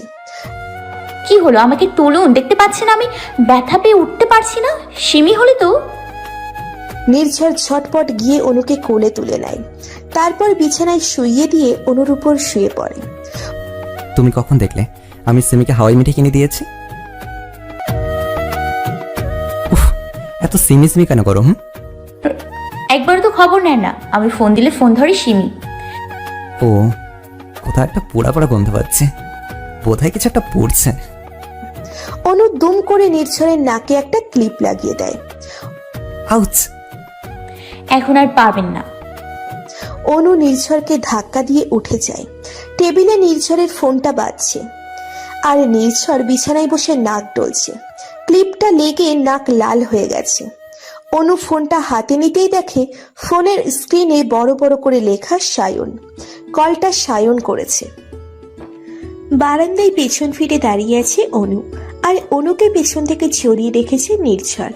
তখন হুট করেই অনুর হাত থেকে ফোনটা কেড়ে নেয় নির্ঝর। আপনি তখন ওর হাত থেকে ফোনটা ওভাবে নিয়ে নিলেন কেন? অনুর কথা নির্ঝরের কানে যাচ্ছেই না, সে তো অনুর ঘাড়ে নাক ঘষতে ব্যস্ত। তখন নির্ঝরের ফোনে সায়ন নামটা দেখে অনু প্রথমে একটু ভড়কে গেলেও পরে মানিয়ে নেয়, হতে পারে এটা অন্য কেউ। কি হলো বলুন? এমনি। এমনি না অন্য কিছু? বললাম তো এমনি। ইস, এত নড়ো কেন তুমি? চুপটি করে দাঁড়াতে পারো না? ছাড়ুন তো, সব সময় ভালো লাগে না ওইসব। কথাটা বলেই অনু নির্ঝরের থেকে নিজেকে ছাড়িয়ে নিয়ে একটু দূরে সরে দাঁড়ায়। নির্ঝর কিছুই বলে না। অনুর দু চোখ এখন আকাশে ওঠা বড় চাঁদটার দিকে, আর নির্ঝরের চোখ অনুর দিকে। অনুর চুল থেকে পায়ের নখ পর্যন্ত চোখ বোলাচ্ছে নির্ঝর। আজ বোধহয় অনুকে একটু বেশি সুন্দর লাগছে। এভাবে ড্যাব ড্যাব করে কি দেখছেনটা কি? তোমাকে এমন করে দেখছেন যেন এক্ষুনি গিলে খাবেন। খাবোই তো। অনু নির্ঝরের দিকে দু কদম এগিয়ে এসে দুহাত দিয়ে নির্ঝরের গলা জড়িয়ে ধরে। নির্ঝর অনুর কোমর জড়িয়ে একটু উঁচু করে তুলে ধরে। জানেন তো আমি খাওয়ার জিনিস না, তো তুমি কিসের জিনিস? ভালোবাসার জিনিস। তাই বুঝি? আমি তো ভালোবাসি, কিন্তু তুমি? জানি না। জানতে হবে না। দুজন বেশ কাছাকাছি। নির্ঝরের গরম নিঃশ্বাস অনুর চোখে মুখে আছড়ে পড়ছে। অন্যরকম অনুভূতি। কই খারাপ তো লাগছে না, ভালোই তো লাগছে। নিজেকে কেমন বর্ষহগী মনে হচ্ছে। নির্ঝর হঠাৎই অনুর ঠোঁটে ঠোঁট মিলিয়ে দেয়। দুজন পাড়ি দেয় অন্য জগতে। বেশ কিছুক্ষণ পর অনু নিজেকে ছাড়িয়ে নেয়। অনু, তুমি সায়নকে এখনো ভালোবাসো, তাই না? জানি না। জানতে হবে না, কারণ তুমি শুধুই আমার। নির্ঝর পেছন ফিরে চলে আসতে অনু নির্ঝরকে পেছন থেকে জড়িয়ে ধরে। নির্ঝর অনুকে সামনে ঘুরিয়ে কোলে তুলে নেয়, তারপর বিছানায় নিয়ে গিয়ে শুইয়ে দেয়। আজ আকাশে অনেক বড় চাঁদ উঠেছে, হালকা বৃষ্টি, একটু শীত শীত আবহাওয়া। ওয়েদারটা বেশ রোমান্টিক। জানো তো, এমন ওয়েদারে বড়বউরা মধুচন্দ্রিমায় যায়। তুমি যাবে আমার সাথে মধুচন্দ্রিমায়? অনুর লজ্জায় লাল গোলাপি হয়ে গেছে। আজ বোধহয় আবার আমাদের ফুলসজ্জা হবে। অনু নির্ঝরের কথায় বেশ লজ্জা পেয়ে গেছে। কি জানি, আজকাল নির্ঝরকে তো আর আগের মতো খারাপ লাগে না। নির্ঝরও আগের মতো নেই। তবে এটা কি ভালোবাসা, নাকি শুধুই সস্তা আবেগ, নাকি এটা কি শুধুই মানিয়ে নেওয়া বলে? কি জানি, এর কোনো অর্থই অনুর মাথায় ঢুকছে না। সায়নের ঘরে বারান্দার গ্রিলে বেশ কয়েকটা বাড়ি দিয়েছে সায়ন। হাত কেটে রক্ত পড়ছে, তবুও রাগটা কমছে না। সায়ন স্বভাবত বেশ শান্তশিষ্ট, তবে রেগে গেলে নিজের উপর কোনো নিয়ন্ত্রণ থাকে না তার। রাগে গ্রিলে আরো কয়েকটা বাড়ি দেয় সায়ন। পাশেই সিমি আছে, তবুও কিচ্ছু বলছে না, বাধাও দিচ্ছে না। চুপটি করে সায়নের কাণ্ড দেখছে সে। সায়ন রক্তবর্ণ চোখে সিমির দিকে তাকিয়ে প্রশ্ন ছুড়ে দেয়। নির্ঝর এরকম একটা নোংরা প্ল্যান করলো, তুই জেনে শুনে আমাকে আগে কিছু বলিসনি কেন? সায়ন, বিশ্বাস কর, আমি আগে কিছুই জানতাম না। আমি তো রিসেন্টলি এসব জেনেই তোকে দেশে ফিরে আসতে বললাম। আর নির্ঝর অনুকে পাওয়ার জন্যে এরকম কিছু করবে তা আমার কল্পনার বাহিরে। সিমি এক নিঃশ্বাসে কথাগুলো বলে দম নেয়। অনুর দিকে যে নির্ঝরের নজর ছিল সেটা তুই আগে থেকে জানতিস? মানে ইয়েস অর নো? জানতাম। সেবার সমুদ্র সৈকতে গিয়ে অনুকে নির্ঝরের ভালো লাগে। তাহলে আমাকে আগে বলিসনি কেন, ইউ স্টুপিড গার্ল?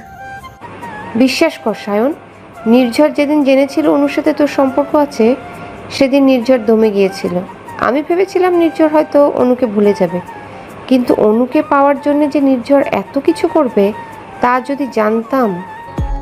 সায়ন শুধু রাগে ফুঁসছে। এয়ারপোর্টে সায়নকে না পেয়ে নির্ঝর বাড়ি চলে যায়। সিমি কাজের নাম করে সরাসরি সায়নের বাড়ি চলে আসে। সায়নকে এখন তার প্রয়োজন, তাই তো সবার আড়ালে সায়নকে এত কিছু বলতে এসেছে সিমি। সায়নকে রাখতে দেখে সিমি জ্বলন্ত আগুনে আর একটু ঘি ঢেলে দিল। সায়ন, আমার মনে হয় অনুর ওই রিপোর্টটাও মিথ্যা। হয়তো আন্টিকে অনুর বিরুদ্ধে রাগানোর জন্য নির্ঝর ওই ফলস রিপোর্টটা বানিয়েছে। আফটার অল ওই নার্সিংহোমটা তো নির্ঝরের ফ্রেন্ডের। সায়ন একটু চুপ হয়ে গেল। আকদের দিন হঠাৎই অনু সিঁড়ি থেকে পড়ে যায়। পেট ব্যথায় বারবার ছটপট করতে থাকে। সায়ন কোনো তাল না পেয়ে নির্ঝরকে ফোন দেয়। নির্ঝরই তো সেদিন অ্যাম্বুলেন্স পাঠিয়েছিল। তারপর তো ওই রিপোর্টটা ওরকম একটা ঘটনা, সব কেমন তালগোল পাকিয়ে দিল। অনুর ব্যাপারে ওরকম একটা কথা জানার পর সায়নের মা আর একটি মুহূর্ত সায়নকে হাসপাতালে থাকতে দেয়। সত্য গোপনের দায়ী অনুর পরিবারকে যাচ্ছে তাই বলে অপমান করে। তবে বিষয়টা দুঃখজনক হলেও অনুর এরকম সমস্যার কথা তারা আগেও টের পায়নি। তবে সায়নের মার কাছে তারা অপরাধী, তাই তাদের যোগ্য অপমানই করেছিল সেদিন। বিয়েটা ভেঙে দিয়ে সায়নকে নিয়ে চলে আসেন তিনি। কসম টসম দিয়ে সায়নের মুখও বন্ধ করে দেয়। তবে সেদিন অনুর রিপোর্টটা কি মিথ্যে ছিল? সেদিনের সবই কি নির্ঝরের সাজানো প্ল্যান ছিল অনুকে সায়নের থেকে আলাদা করার জন্য? না, আর কিচ্ছু ভাবতে পারছে না সায়ন। মাথা গুলিয়ে যাচ্ছে। নির্ঝর তো শুধু সায়নের ভাই ছিল না, বেস্ট ফ্রেন্ডও ছিল। তাহলে বন্ধু হয়ে বন্ধুর সাথে এত বড় বেইমানি? নির্ঝর শুধুমাত্র নিজের জন্য নিজের বেস্ট ফ্রেন্ডের সাথে বেইমানি করলো। এর ফল ভালো হবে না, একদম ভালো হবে না। কথাগুলো বলতে বলতে সায়ন বাড়ি থেকে বেরিয়ে যায়। আর সিমি বিছানায় একই ভঙ্গিতে বসে আছে, যেন সেও বিষয়টা মানতে পারছে না। তবে ধীরে ধীরে তার মুখে ম্লান হাসি ফুটে উঠেছে। খেলা তো সবে শুরু মিস্টার নির্ঝর। এবার দেখো তোমার কর্মের ফল। তোমায় আমি কিভাবে দিই? আমি ভালো নেই নির্ঝর, তুমিও ভালো থাকবে না। তোমাকে আমি ভালো থাকতে দেব না। নার্সিংহোমে দরজার সামনে দাঁড়িয়ে আছে সায়ন। হালকা ক্রিম কালার শেরওয়ানিতে ছোপ ছোপ রক্ত লেগে আছে। শেরওয়ানিটা অনু নিজে পছন্দ করে কিনেছিল আকদে, সায়ন পরবে বলে। অথচ এই শেরওয়ানিতে অনুর রক্ত লেগে আছে। সিঁড়ি থেকে পড়ে গিয়ে মাথাটা ফেটে গেছে অনু। পুরোপুরি হুঁশ নেই বললেই চলে। তবে বিছানায় শুয়ে শুয়ে বারবার ব্যথায় কাতরাচ্ছে অনু। স্বাভাবিকভাবে ব্যথাটা মাথায় হওয়া উচিত, যেহেতু মাথাটা ফেটেছে। কিন্তু অনুর ব্যথা হচ্ছে পেটে, যাকে বলে প্রচন্ড ব্যথা। অনু ওই অবস্থায় বেশ কয়েকটা টেস্ট করা হয়। বরপক্ষ কনেপক্ষ মোটামুটি সবাই উপস্থিত আছে। অনুর বাবার তো মুখটা শুকিয়ে গেছে।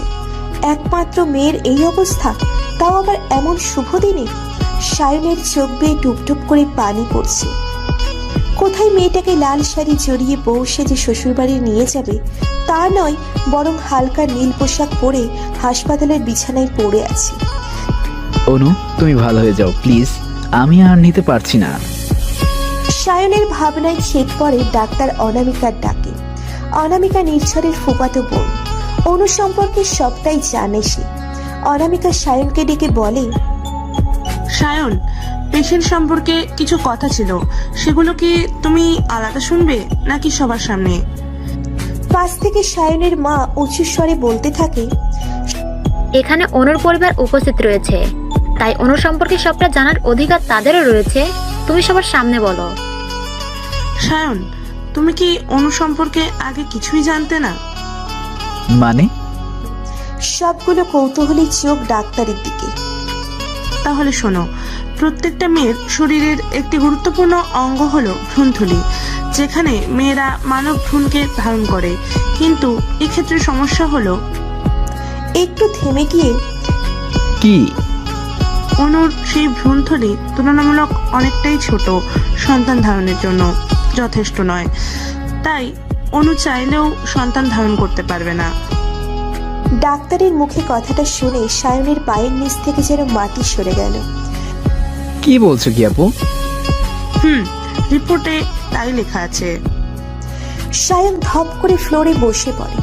অনুর সম্পর্কে এত বড় ধাক্কা সে আশা করেনি। অনুর মা আঁচলে মুখ গুজে কাঁদছে। গোটা মহল জুড়ে পিনপিনে নীরবতা। নীরবতা কাটিয়ে সায়নের মা বলে ওঠে, সায়ন উঠো, আমি বাড়ি যাব। সায়ন ফ্যাল ফ্যাল করে তাকিয়ে আছে মায়ের দিকে। কি হলো, উঠতে বললাম না? মা, অনু। চুপ, একদম চুপ। অনুর নাম যেন তোমার মুখে না শুনি। সায়নের মায়ের কথা শুনে অনুর বাবা এগিয়ে আসে। ঠকবাজ লোক কোথাকার, খবরদার আমাকে বেয়ান বলবেন না। এরকম বাজা মেয়ে মানুষের সত্য গোপন করে আমার ছেলের ঘরে চাপাচ্ছিলেন। সায়ন বিস্ফোরিত চোখে মায়ের দিকে তাকিয়ে আছে। মা, কি বলছো কি? তুমি যদি আমার ছেলে হয়ে থাকো, যদি তোমাকে আমি জন্ম দিয়ে থাকি, তুমি আর একটি কথাও বলবে না। যে মেয়ে আমার নাতি নাতনি দিতে পারবে না, যে মেয়ে আমার সন্তানকে বাবা হওয়ার সুখ দিতে পারবে না, সেই মেয়েকে বউ তো দূরের কথা, আমার ছেলের ঘরেও তুলব না। বাবা হয়ে নিজের মেয়ের সম্পর্কে এমন কথা শুনে মাটিতে মিশে যেতে ইচ্ছে করছে। তবুও সোজা হয়ে দাঁড়িয়ে আছেন। প্রশ্নটা মেয়ের ভালোবাসার, মেয়ের জীবনের। সায়নের মা অনুর বাবাকে চরম অপমান করেন। তারপর দলবল নিয়ে হাসপাতাল ছেড়ে চলে যায়। অনেক আকুতি মিনতি করেও আটকাতে পারেনি অনুর বাবা। এদিকে অনুর যতবারই হুঁশ ফিরেছে তো সমানে সায়ন সায়ন করে যাচ্ছে। সম্পূর্ণ ঘটনার আরেকজন সাক্ষী রয়েছে যে আড়াল থেকে সবটা দেখেছে। অনুর জন্য দুফোঁটা চোখের পানিও ফেলেছে। রাতের মাঝামাঝি অনুর হুঁশ ফেরে। কেবিনে শুধু একজন নার্স রয়েছে। অনুর ধারণা সায়ন বাহিরে আছে, তাকে হয়তো ভেতরে ঢুকতে দেওয়া হয়নি। অনু টলমলো পায়ে ধীরে ধীরে বাহিরে চলে আসে। কই, বাবা মা ভাইয়া ভাবি সবাই বারান্দায় আছে, সায়ন তো নেই। অনু সায়নকে খোঁজার জন্য আরেকটু এগিয়ে যায়। সিঁড়ির কাছে যেতেই হঠাৎ মাথাটা ঘুরে আসে। অনু পড়ে যেতে নিলেই কেউ একজন ধরে নেয়, সোজা অনুকে কোলে তুলে নেয়। এদিকে অনুকে খোঁজাখুঁজি চলছে। সেই একজন অনুকে কোলে তুলে হাঁটা ধরে কেবিনের দিকে। অনুকে কোলে করে কেবিনে নিয়ে গিয়ে শুইয়ে দেয়। সেই একজন ছিল নির্ঝর। নির্ঝর সব জেনে শুনেই অনুর বাবা মাকে বিয়ের প্রস্তাব দেয়। নির্ঝরের বিষয়ে খোঁজ খবর করে, তার পরেরটা সবারই জানা। বর্তমানে সকাল সকাল অনুর ঘুম ভাঙতেই দেখে নির্ঝর অনুকে বেশ শক্ত করে জড়িয়ে রেখেছে। অনু নড়ছে না, শুধু ফ্যাল ফ্যাল করে নির্ঝরের দিকে তাকিয়ে আছে। কই, সেদিনের মতো তো আজ রাগ লাগছে না। তাহলে কি আমি ওনার প্রেমে পড়লাম? পড়েছ। আচমকায় নির্ঝরের কথা শুনে অনু চমকে যায়। নির্ঝর ফিক করে হেসে দেয়। এই যে মেয়ে, তুমি বোধহয় আমার সত্যি সত্যি প্রেমে পড়লে। নির্ঝর অনুকে আরো শক্ত করে জড়িয়ে ধরে। অনু কি ভেবে উত্তর দেয়, মানুষ প্রেমে নাকি একবারই পড়ে, আমিও পড়েছিলাম একবারই। অনুর উত্তর শুনে নির্ঝরের মুখটা কালো হয়ে যায়। কিন্তু জানো তো অনু, আমি প্রেমে পড়েছিলাম একবারই, আর সে হলে তুমি। কথাটা বলেই নির্ঝর অনুর ঠোঁটে ঠোঁট মিলিয়ে দেয়, যেন তার সব অভিমান, সব রাগ, সব কষ্টের সমাপ্তি ওই ঠোঁটের মাঝে লুকিয়ে রেখেছে। কে? কেন, চিনতে কষ্ট হচ্ছে বুঝি? তুমি? Anu, I am sorry. Anu please, আমি তোমার সাথে মিট করতে চাই, অনেক কিছু বলার আছে তোমাকে। অনু শুনছ? আবার কি চাই আপনার? কেন তোমাকে চাই? রাখছি। অনু, অনু তোমাকে অনেক কিছু বলার আছে। অনু, নির্ঝর। ওয়াশরুমের দরজা খোলার শব্দে অনু চমকে গিয়ে দুম করে ফোনটা কেটে সাইলেন্ট মুড অ্যাক্টিভ করে দেয়। সকাল সকাল নির্ঝরের থেকে নিজেকে ছাড়িয়ে নিয়ে অনু ওয়াশরুমে চলে যায়। একটু পর নির্ঝরে উঠে গিয়ে ওয়াশরুমে ঢুকে যায়। বেচারা অনু তো লজ্জায় নাজেহাল অবস্থা। কোনো রকমের শাওয়ার নিয়ে বাহিরে বের হতেই দেখে নির্ঝরের ফোনটা বাজছে। ফোনটা বেশ কয়েকবার বাজতেই অনু কি মনে করে ফোনটা তুলে হ্যালো বলতেই অপর প্রান্তের লোকটার গলা শুনে থমকে যায় অনু। সায়ন, এই যে সায়নের গলা। সায়নের সাথে কোনো রকমে কথা শেষ না করতেই নির্ঝর ওয়াশরুম থেকে বেরিয়ে পড়ে। অনু নির্ঝরকে দেখিয়ে ফোনটা বিছানায় ছুঁড়ে দেয়, তারপর উল্টো দিকে মুখ ফিরে দাঁড়িয়ে পড়ে। চোখে যে তার পানি টলমল করছে। নির্ঝর ফোন ছুঁড়ে মারা দেখে অবাক হয়ে দাঁড়িয়ে আছে। কি মনে করে নির্ঝর মুচকি হাসি দেয়।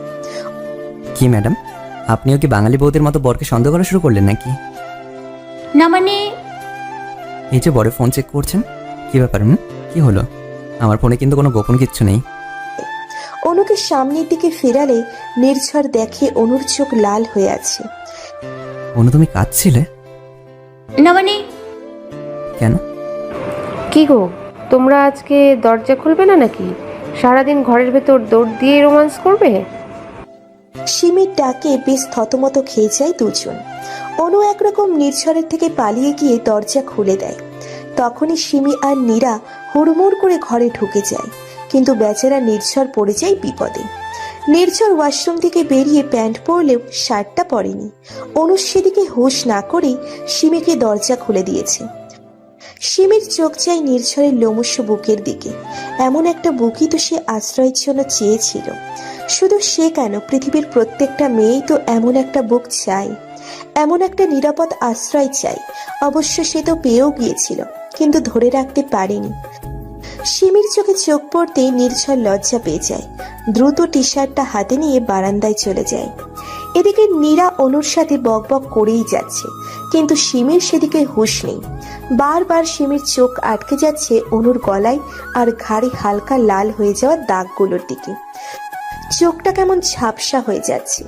নিজেকে কিছুটা সামলে নিয়ে, অনু, আমরা সবাই শপিং মলে যাচ্ছি, তুমি যাবে? না, আমার ভালো লাগছে না। বারান্দা থেকে নির্ঝরকে আসতে দেখে সারাদিন কি বরের সাথে রোমান্স করলে চলবে? দুদিন পর তোমার ননদিনীর বিয়ে, একটু তো তাকেও সময় দাও। নির্ঝর একবার সিমির দিকে তাকিয়ে চোখ নামিয়ে নেয়। অনু মুচকি হেসে, বেশ তো, চলো। তা রায়বাঘিনী ননদিনী কোথায় যাবে বলো? শপিংয়ে। ওকে, আমরা বরং গীতাঞ্জলি শপিং কমপ্লেক্সে যাই। বেশ, চলো। অনু নীরাকে নিয়ে ছুট লাগায় বাহিরে। নির্ঝর ল্যাপটপ নিয়ে সোফায় বসে আছে। সিমি গুটি গুটি পায়ে নির্ঝরের কাছে এগিয়ে যায়। নীর, বেশ ভালোই তো আছো। নির্ঝর একবার সিমির দিকে তাকিয়ে, ভালোবাসার মানুষকে কাছে পেলে সবাই ভালো থাকে। কিন্তু আমি নিচে তোর জন্য সবাই অপেক্ষা করছে। সিমি আর কথা বাড়ায় না। যে কথা শুনতে চায় না তাকে শুনিয়ে কি লাভ? যে দুঃখ বুঝতে চায় না তাকে বুঝিয়ে কি লাভ? সবই অপাত্রে কন্যাদান। শপিং মলে বেশ করে ঘোরাঘুরি করছে সিমি, নীরা আর অনু। বেশ শপিংও করে নিয়েছে তারা। অনু বেশ কেনাকাটা করেছে। সকালে সায়নের কথা অনুর মাথা থেকে বেরিয়েই গেছিল। তবে লিফটে ওঠার সময় কেন যেন অনুর মনে হচ্ছিল সায়ন তাকে ডাকছে। এটা মনের ভুল ভেবে বসে আছে সে। বেশ ঘোরাঘুরির পর তিনজনই ক্লান্ত। এখনো অনেক কেনাকাটা আছে। সিমির নাকি হঠাৎ করে ওয়াশরুম পেয়েছে, তাই সে অনুকে একটা ক্যাফে দেখিয়ে দেয় আর বলে দেয়, অনু, তুমি ওই ক্যাফেটাতে গিয়ে বসো, আমি আর নীরা একটু ওয়াশরুম থেকে ঘুরে আসছি। আমিও যাব। আমি ওখানে একা একা কি করব? তুমি ওখানে গিয়েই বসো। এতগুলা ব্যাগ নিয়ে শুধু শুধু দাঁড়িয়ে থাকবে কেন? যাও, তুমি গিয়ে বসো, আমরা আসছি। কিন্তু আচ্ছা। অনু আপন মনে হেঁটে হেঁটে ক্যাফেতে ঢুকছিল। হঠাৎ কেউ একজন অনুর হাত ধরে ফেলে। অনু পাশ ফিরে তাকাতেই দেখে নির্ঝর অনুর হাত ধরে আছে। আপনি? অনু ভালো করে নির্ঝরের দিকে তাকিয়ে দেখে সে রক্তবর্ণ চোখে অনুর দিকে তাকিয়ে আছে। দেখেই বোঝা যাচ্ছে বোধহয় সে খুব রেগে আছে। কিন্তু কেন? অনু অবাক হয়ে নির্ঝরের দিকে তাকিয়ে আছে। হঠাৎই নির্ঝর অনুকে হ্যাচকা টান দেয়। অনু হুমড়ি খেয়ে পড়ে। তারপর নির্ঝর এক পলক অনুকে দেখে নিয়ে টানতে টানতে ক্যাফের দরজা থেকে বেরিয়ে যায়।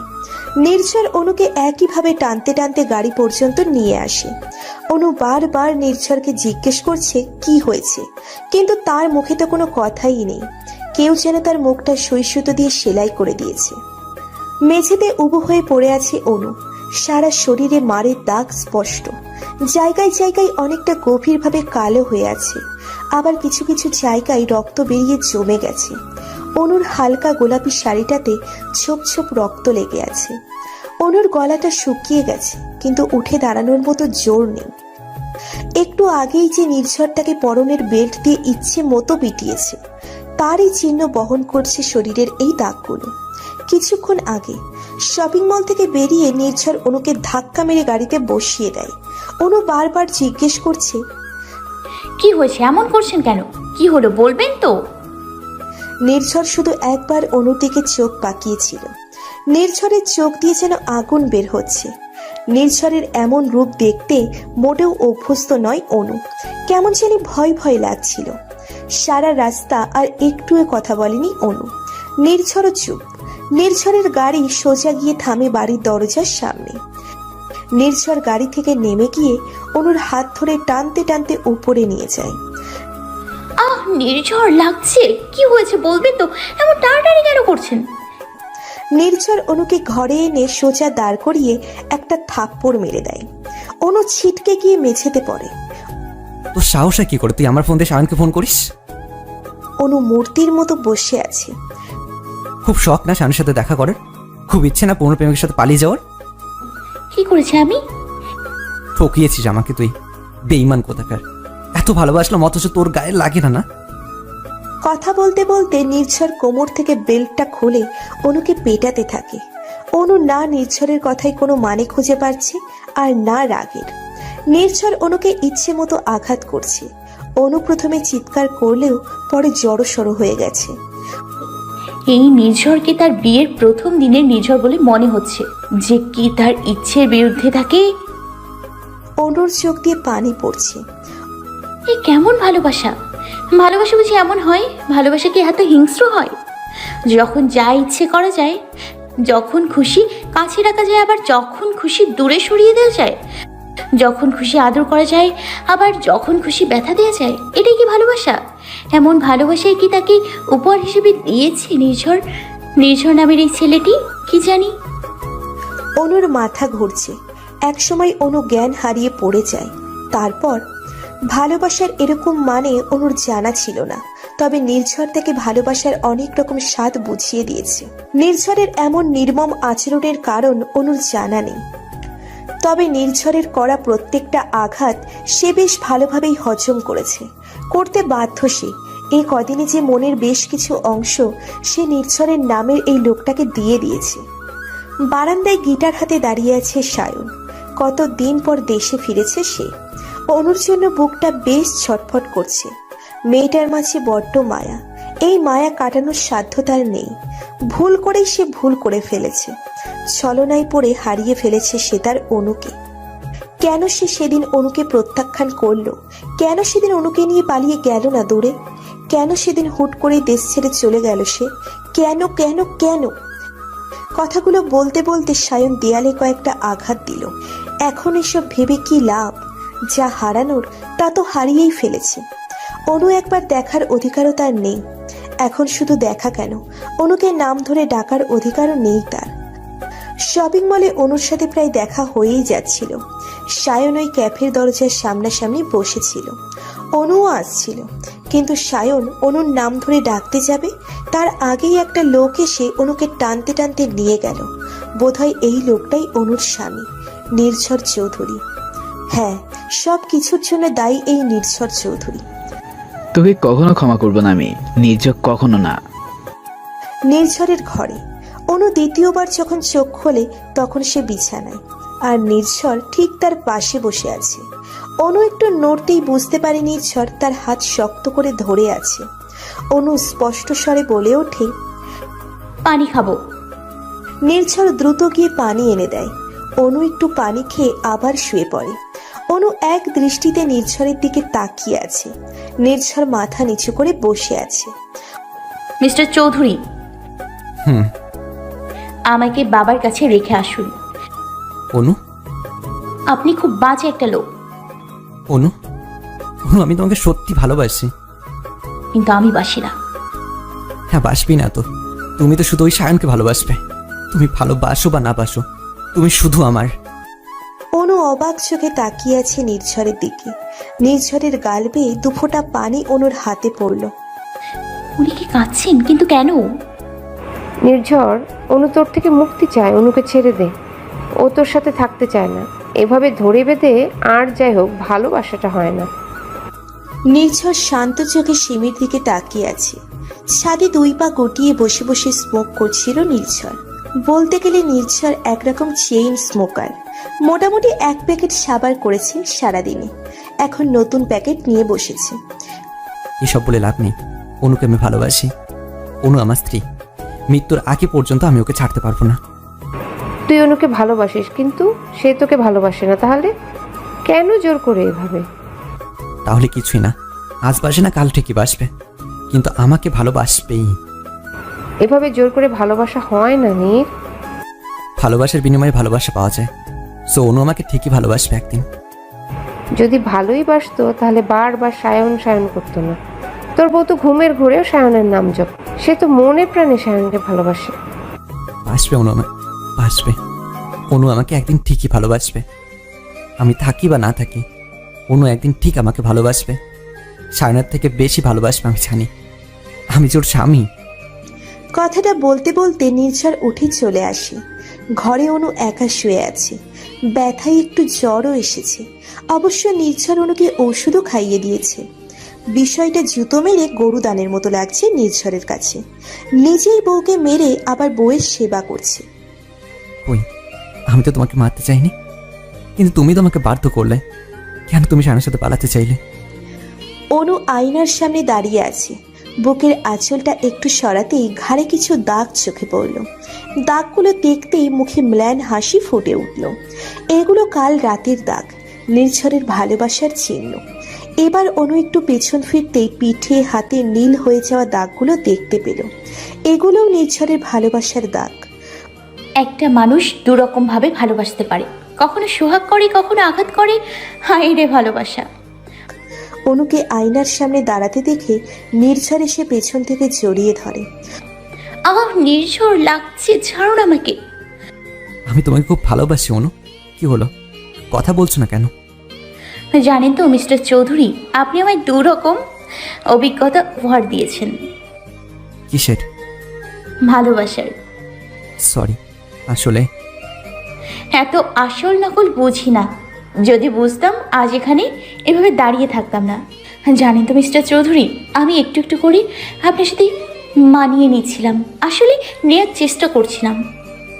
অনু, তুমি কি সায়নের কাছে যেতে চাও? অনু অবাক চোখে নির্ঝরের দিকে তাকিয়ে আছে। নির্ঝর চোখ মুখ শক্ত করে দাঁড়িয়ে আছে। যেতে চাইলেই কি আপনি আমাকে শাইনের কাছে রেখে আসবেন? আমার উপায় নেই। যা পারবেন না তা বলে লাভ নেই। তার মানে তুমি যেতে চাও? কি জানি, আমি যে কি চাই সে আমি নিজেও জানি না। অনু কথাগুলো বলতে বলতে বারান্দায় পা বাড়ায়। নির্ঝর অনুর হাত চেপে ধরে, তারপর অনুকে কাছে এনে বুকের সাথে শক্ত করে চেপে ধরে। জানো তো অনু, আমি যাকেই ভালোবাসি না সেই আমাকে ছেড়ে চলে যায়। আচ্ছা, আমি কি এতটাই খারাপ যে আমাকে ভালোবাসা যায় না? অনু কি বলবে বুঝতে পারছে না। অনু নির্ঝরকে নিজের থেকে সরিয়ে দিয়ে, নির্ঝর, আমি সত্যি শায়নের সাথে নিজে থেকে যোগাযোগ করিনি, বিশ্বাস করুন। নির্ঝর মুখ ফিরিয়ে নেয়। ও বিশ্বাস করলে না তো? আমি তোমায় ভালোবাসি অনু। বারবার ভালোবাসি ভালোবাসি বললেই ভালোবাসা হয় না। আচ্ছা, যাকে এত ভালোবাসেন তাকে এতগুলো আঘাত করতে একটু কষ্ট হলো না আপনার? তুমি তোমার শরীরের ক্ষত সবাইকে দেখাতে পারবে, কিন্তু আমি আমার ক্ষত কাউকে দেখাতে পারবো না। অনুর সাথে কথা বলে নির্ঝর বেরিয়ে যায়। অনুর নিজেকে কেমন পাগল পাগল লাগছে। নির্ঝর অনুর কাছে একটা বড় প্রশ্ন চিহ্ন, যাকে ঘিরে রহস্যের সীমা নেই। লোকটা কি চাই, কেন চাই, কিছুই জানা নেই অনুর। হুটহাট করে দূরে সরিয়ে দেয়, আবার হুট করে এত কাছে টেনে নেয় যে ছাড়াবার উপায় নেই। তবে লোকটার মাঝে বড্ড মায়া। আসলে বিয়ের সম্পর্কটাই যে বড্ড পবিত্র। যেখানে পবিত্রতা আছে সেখানে শুদ্ধতা আছে, আর যেখানে বিশুদ্ধ ভালোবাসা আছে সেখানে মায়া থাকাটাই স্বাভাবিক। সায়ন অনেক চিন্তা ভাবনা করে নিয়েছে, এভাবে চলা সম্ভব নয়। অনুর সাথে সরাসরি কথা বলতে হবে, অনুকে নির্ঝরের আসল রূপটা দেখাতে হবে। এসব কিছুর জন্য যে একমাত্র দায়ী নির্ঝর তা অনুকে জানাতে হবে। এই একটা লোকের জন্য তো আর আমাদের ভালোবাসা শেষ হয়ে যেতে পারে না। অনেক চিন্তা ভাবনা করে সায়ন সিমিকে ফোন দেয়। 2 বার রিং হতে সিমি রিসিভ করে। হ্যালো। হ্যাঁ বল সিমি, কি হয়েছে? তুই কাঁদছিলি কেন? তোর গলা এমন শোনাচ্ছে কেন? না, কিছু হয়নি তো। কি হয়েছে বল। আসলে অনু। কি হয়েছে অনুর? কিছু না। কি হলো বল। আজ শপিং মলে আমি তোর আর অনুর দেখা করতে চেয়েছিলাম বলে নির্ঝর আমাকে যা নয় তাই বলেছে। আমাদের এত বছরের বন্ধুত্ব তার কোনো দামই তো নেই ওর কাছে। আর অনুকে তো। অনুকে কি করেছে? কি হলো বল। অনুকে যা পিটিয়েছে, মেয়েটা মারকে অজ্ঞান হয়ে গিয়েছিল। কি? সায়নের চোখ দুটো দপ করে জ্বলে ওঠে। নির্ঝর অনুর গায়ে হাত তুলেছে? সিমি, একটা উপকার করবি দোস্ত প্লিজ? কি? অনুর সাথে একবার আমার দেখা করিয়ে দিবি প্লিজ দোস্ত, শুধু একবার। আমি অনুকে নিয়ে দূরে চলে যাব, অনেক দূরে, না বাবা আর নির্ঝরের থেকে অনেক দূরে। সায়ন, আমি চেষ্টা করব। আমিও চাই তুই অনুকে নিয়ে অনেক দূরে চলে যা, তোরা সুখে থাক। আমি মন থেকে চাই অনু নির্ঝর থেকে দূরে চলে যাক। থ্যাঙ্কস রে। শুনুন মিস্টার চৌধুরী, আমার না ভীষণ তেঁতুল খেতে ইচ্ছে করছে। পাকা তেঁতুল আর একটু ঝাল দিয়ে মাখিয়ে এনে দিন না, আমি খাবো। সকাল সকাল অনু গাল ফুলিয়ে বিছানায় বসে আছে। নির্ঝর অফিস যাবে বলে তৈরি হচ্ছিল। অনু বিছানায় বসে বসে নির্ঝরের দিকে ড্যাব ড্যাব করে তাকিয়ে আছে। অনুকে এভাবে বসে থাকতে দেখে নির্ঝর অনুর কাছে এগিয়ে যায়। অনুর 2 হাত ধরে দাঁড় করিয়ে দেয়। কি হয়েছে টুনি পাখি, এভাবে বসে আছো কেন? এখন ঘুমায়নি? অনু ঠোঁট উল্টিয়ে বাচ্চাদের মতো মুখ বাঁকিয়ে জবাব দেয়। শুনুন মিস্টার চৌধুরী, আমার না ভীষণ তেঁতুল খেতে ইচ্ছে করছে। পাকা তেঁতুল আর একটু ঝাল দিয়ে মাখিয়ে এনে দিন না, আমি খাবো। নির্ঝর অনুর এরকম বায়না শুনে কিছুক্ষণ অনুর দিকে তাকিয়ে থাকে, তারপর একটা দীর্ঘশ্বাস ফেলে সরে যায়। কি হলো, এনে দিন না, আমার না খুব টক টক পাচ্ছে, মানে টক খেতে ইচ্ছে করছে। নির্ঝর একটু মুচকি হেসে অনুর কাছে এগিয়ে যায়, তারপর অনুর কপালে একটা ছোট্ট চুমু দিয়ে উত্তর দেয়। ফ্রেশ হয়ে নিচে চলো। আর আমার তেঁতুল? বাড়িতে আপাতত কোনো তেঁতুল নেই, আমি অফিস থেকে আসার সময় নিয়ে আসবো, কেমন? অনু মুচকি হেসে দুম করে নির্ঝরের গালে চুমু দিয়ে দেয়। নির্ঝর ভ্যাবাচাকা খেয়ে দাঁড়িয়ে আছে। অনু লজ্জা পেয়ে ওয়াশরুমে ঢুকে যায়, আর নির্ঝর মুচকি হেসে নিচে চলে আসে। নিচে নির্ঝরের মা নির্ঝরকে দেখে এগিয়ে আসে। কিছু বলবে আম্মু? আব্বুজি, আজকে অফিস থেকে একটু তাড়াতাড়ি চলে এসো। কেন? আসলে তোমাকে বলা হয়নি, আজকে সন্ধ্যায় তোমার আনিকা আপুর সাদের অনুষ্ঠান আছে, তুমি এলে তোমাকে নিয়ে যাব। আচ্ছা। আর শোনো, তুমি তোমার বউকে বাপের বাড়ি দিয়ে এসো। কেন? বাড়ি শুধু সবাই তো যাব, সে একা একা বাড়িতে থাকতে পারবে? আর রাতে ফিরবো কি ফিরবো না তাই তাকে বরং। 1 মিনিট, বাড়ির সবাই যাব, অনু যাবে না? এইসব বাজা মেয়ে মানুষদের এরকম শুভ কাজে যেতে নেই। আম্মু। নির্ঝর কিছু বলতে গিয়েও থেমে গেল। অনু আসছে। অনু অবাক চোখে নির্ঝরের দিকে তাকিয়ে আছে। শাশুড়ির বলা সম্পূর্ণ কথা শুনতে না পেলেও বাজা শব্দটা ঠিকই তার কানে এসেছে। কিন্তু উনি কাকে বন্ধ বললেন? সন্ধেবেলা নির্ঝরের জোড়াজুড়িতে অনুকেও সাথে আনা হয়েছে। নির্ঝরের মা একরকম ছেলের কথা রাখতেই অনুকে আনার পারমিশনটা দিয়েছেন। বৌমা এলে নাকি ছেলেও আসবে না। আনিকা আপুর সাত বলে কথা। আনিকা হলো নির্ঝরের ফুফাতো বোন, বেশ আদরের বললেই চলে। বাড়ির প্রথম মেয়ে। বেশ নিয়মকানুন মেনেই আনিকার সাথ দেওয়া হচ্ছে, আর অনু দূর থেকেই এসব দেখছে। কেন জানি তার শাশুড়ি তাকে এসবে ধারে কাছেও ঘেঁচতে দিচ্ছে না। নির্ঝরকেও আশেপাশে দেখতে পাচ্ছে না অনু। হঠাৎই কেউ একজন পিছন থেকে অনুর মুখ চেপে ধরে টানতে টানতে নিয়ে যাচ্ছে। অনু ছোটার চেষ্টা করছে, কিন্তু পারছে না। লোকটা অনুকে গার্ডেনের এক কোণে এনে ছেড়ে দেয়। অনু বেশ ভয় পেয়ে গেছে, লম্বা লম্বা দম নিচ্ছে। কে কে আপনি? কি চাই? তোমাকে। লোকটা সামনে আসতেই অনু চমকে যায়। কত দিন পরে মুখটা আবার দেখছে সে। সায়ন? কেমন আছো অনু? ভালো আছি, খুব ভালো আছি। আমি জানি তুমি ভালো নেই। আপনাকে কে বলেছে আমি ভালো নেই? আমি জানি। ভুল জানেন, সরুন, আমাকে যেতে দিন। সায়ন অনুর হাত ধরে টান দেয়। অনু টাল সামলাতে না পেরে সায়নের বুকে এসে পড়ে। অনু সায়নকে ধাক্কা মেরে দূরে সরিয়ে দেয়। Don't touch me. অনু, চলো এখান থেকে। তোমাকে আর নির্ঝরের কাছে যেতে হবে না, তুমি আমার সাথে থাকবা। আমি তোমায় ভালোবাসি। সায়ন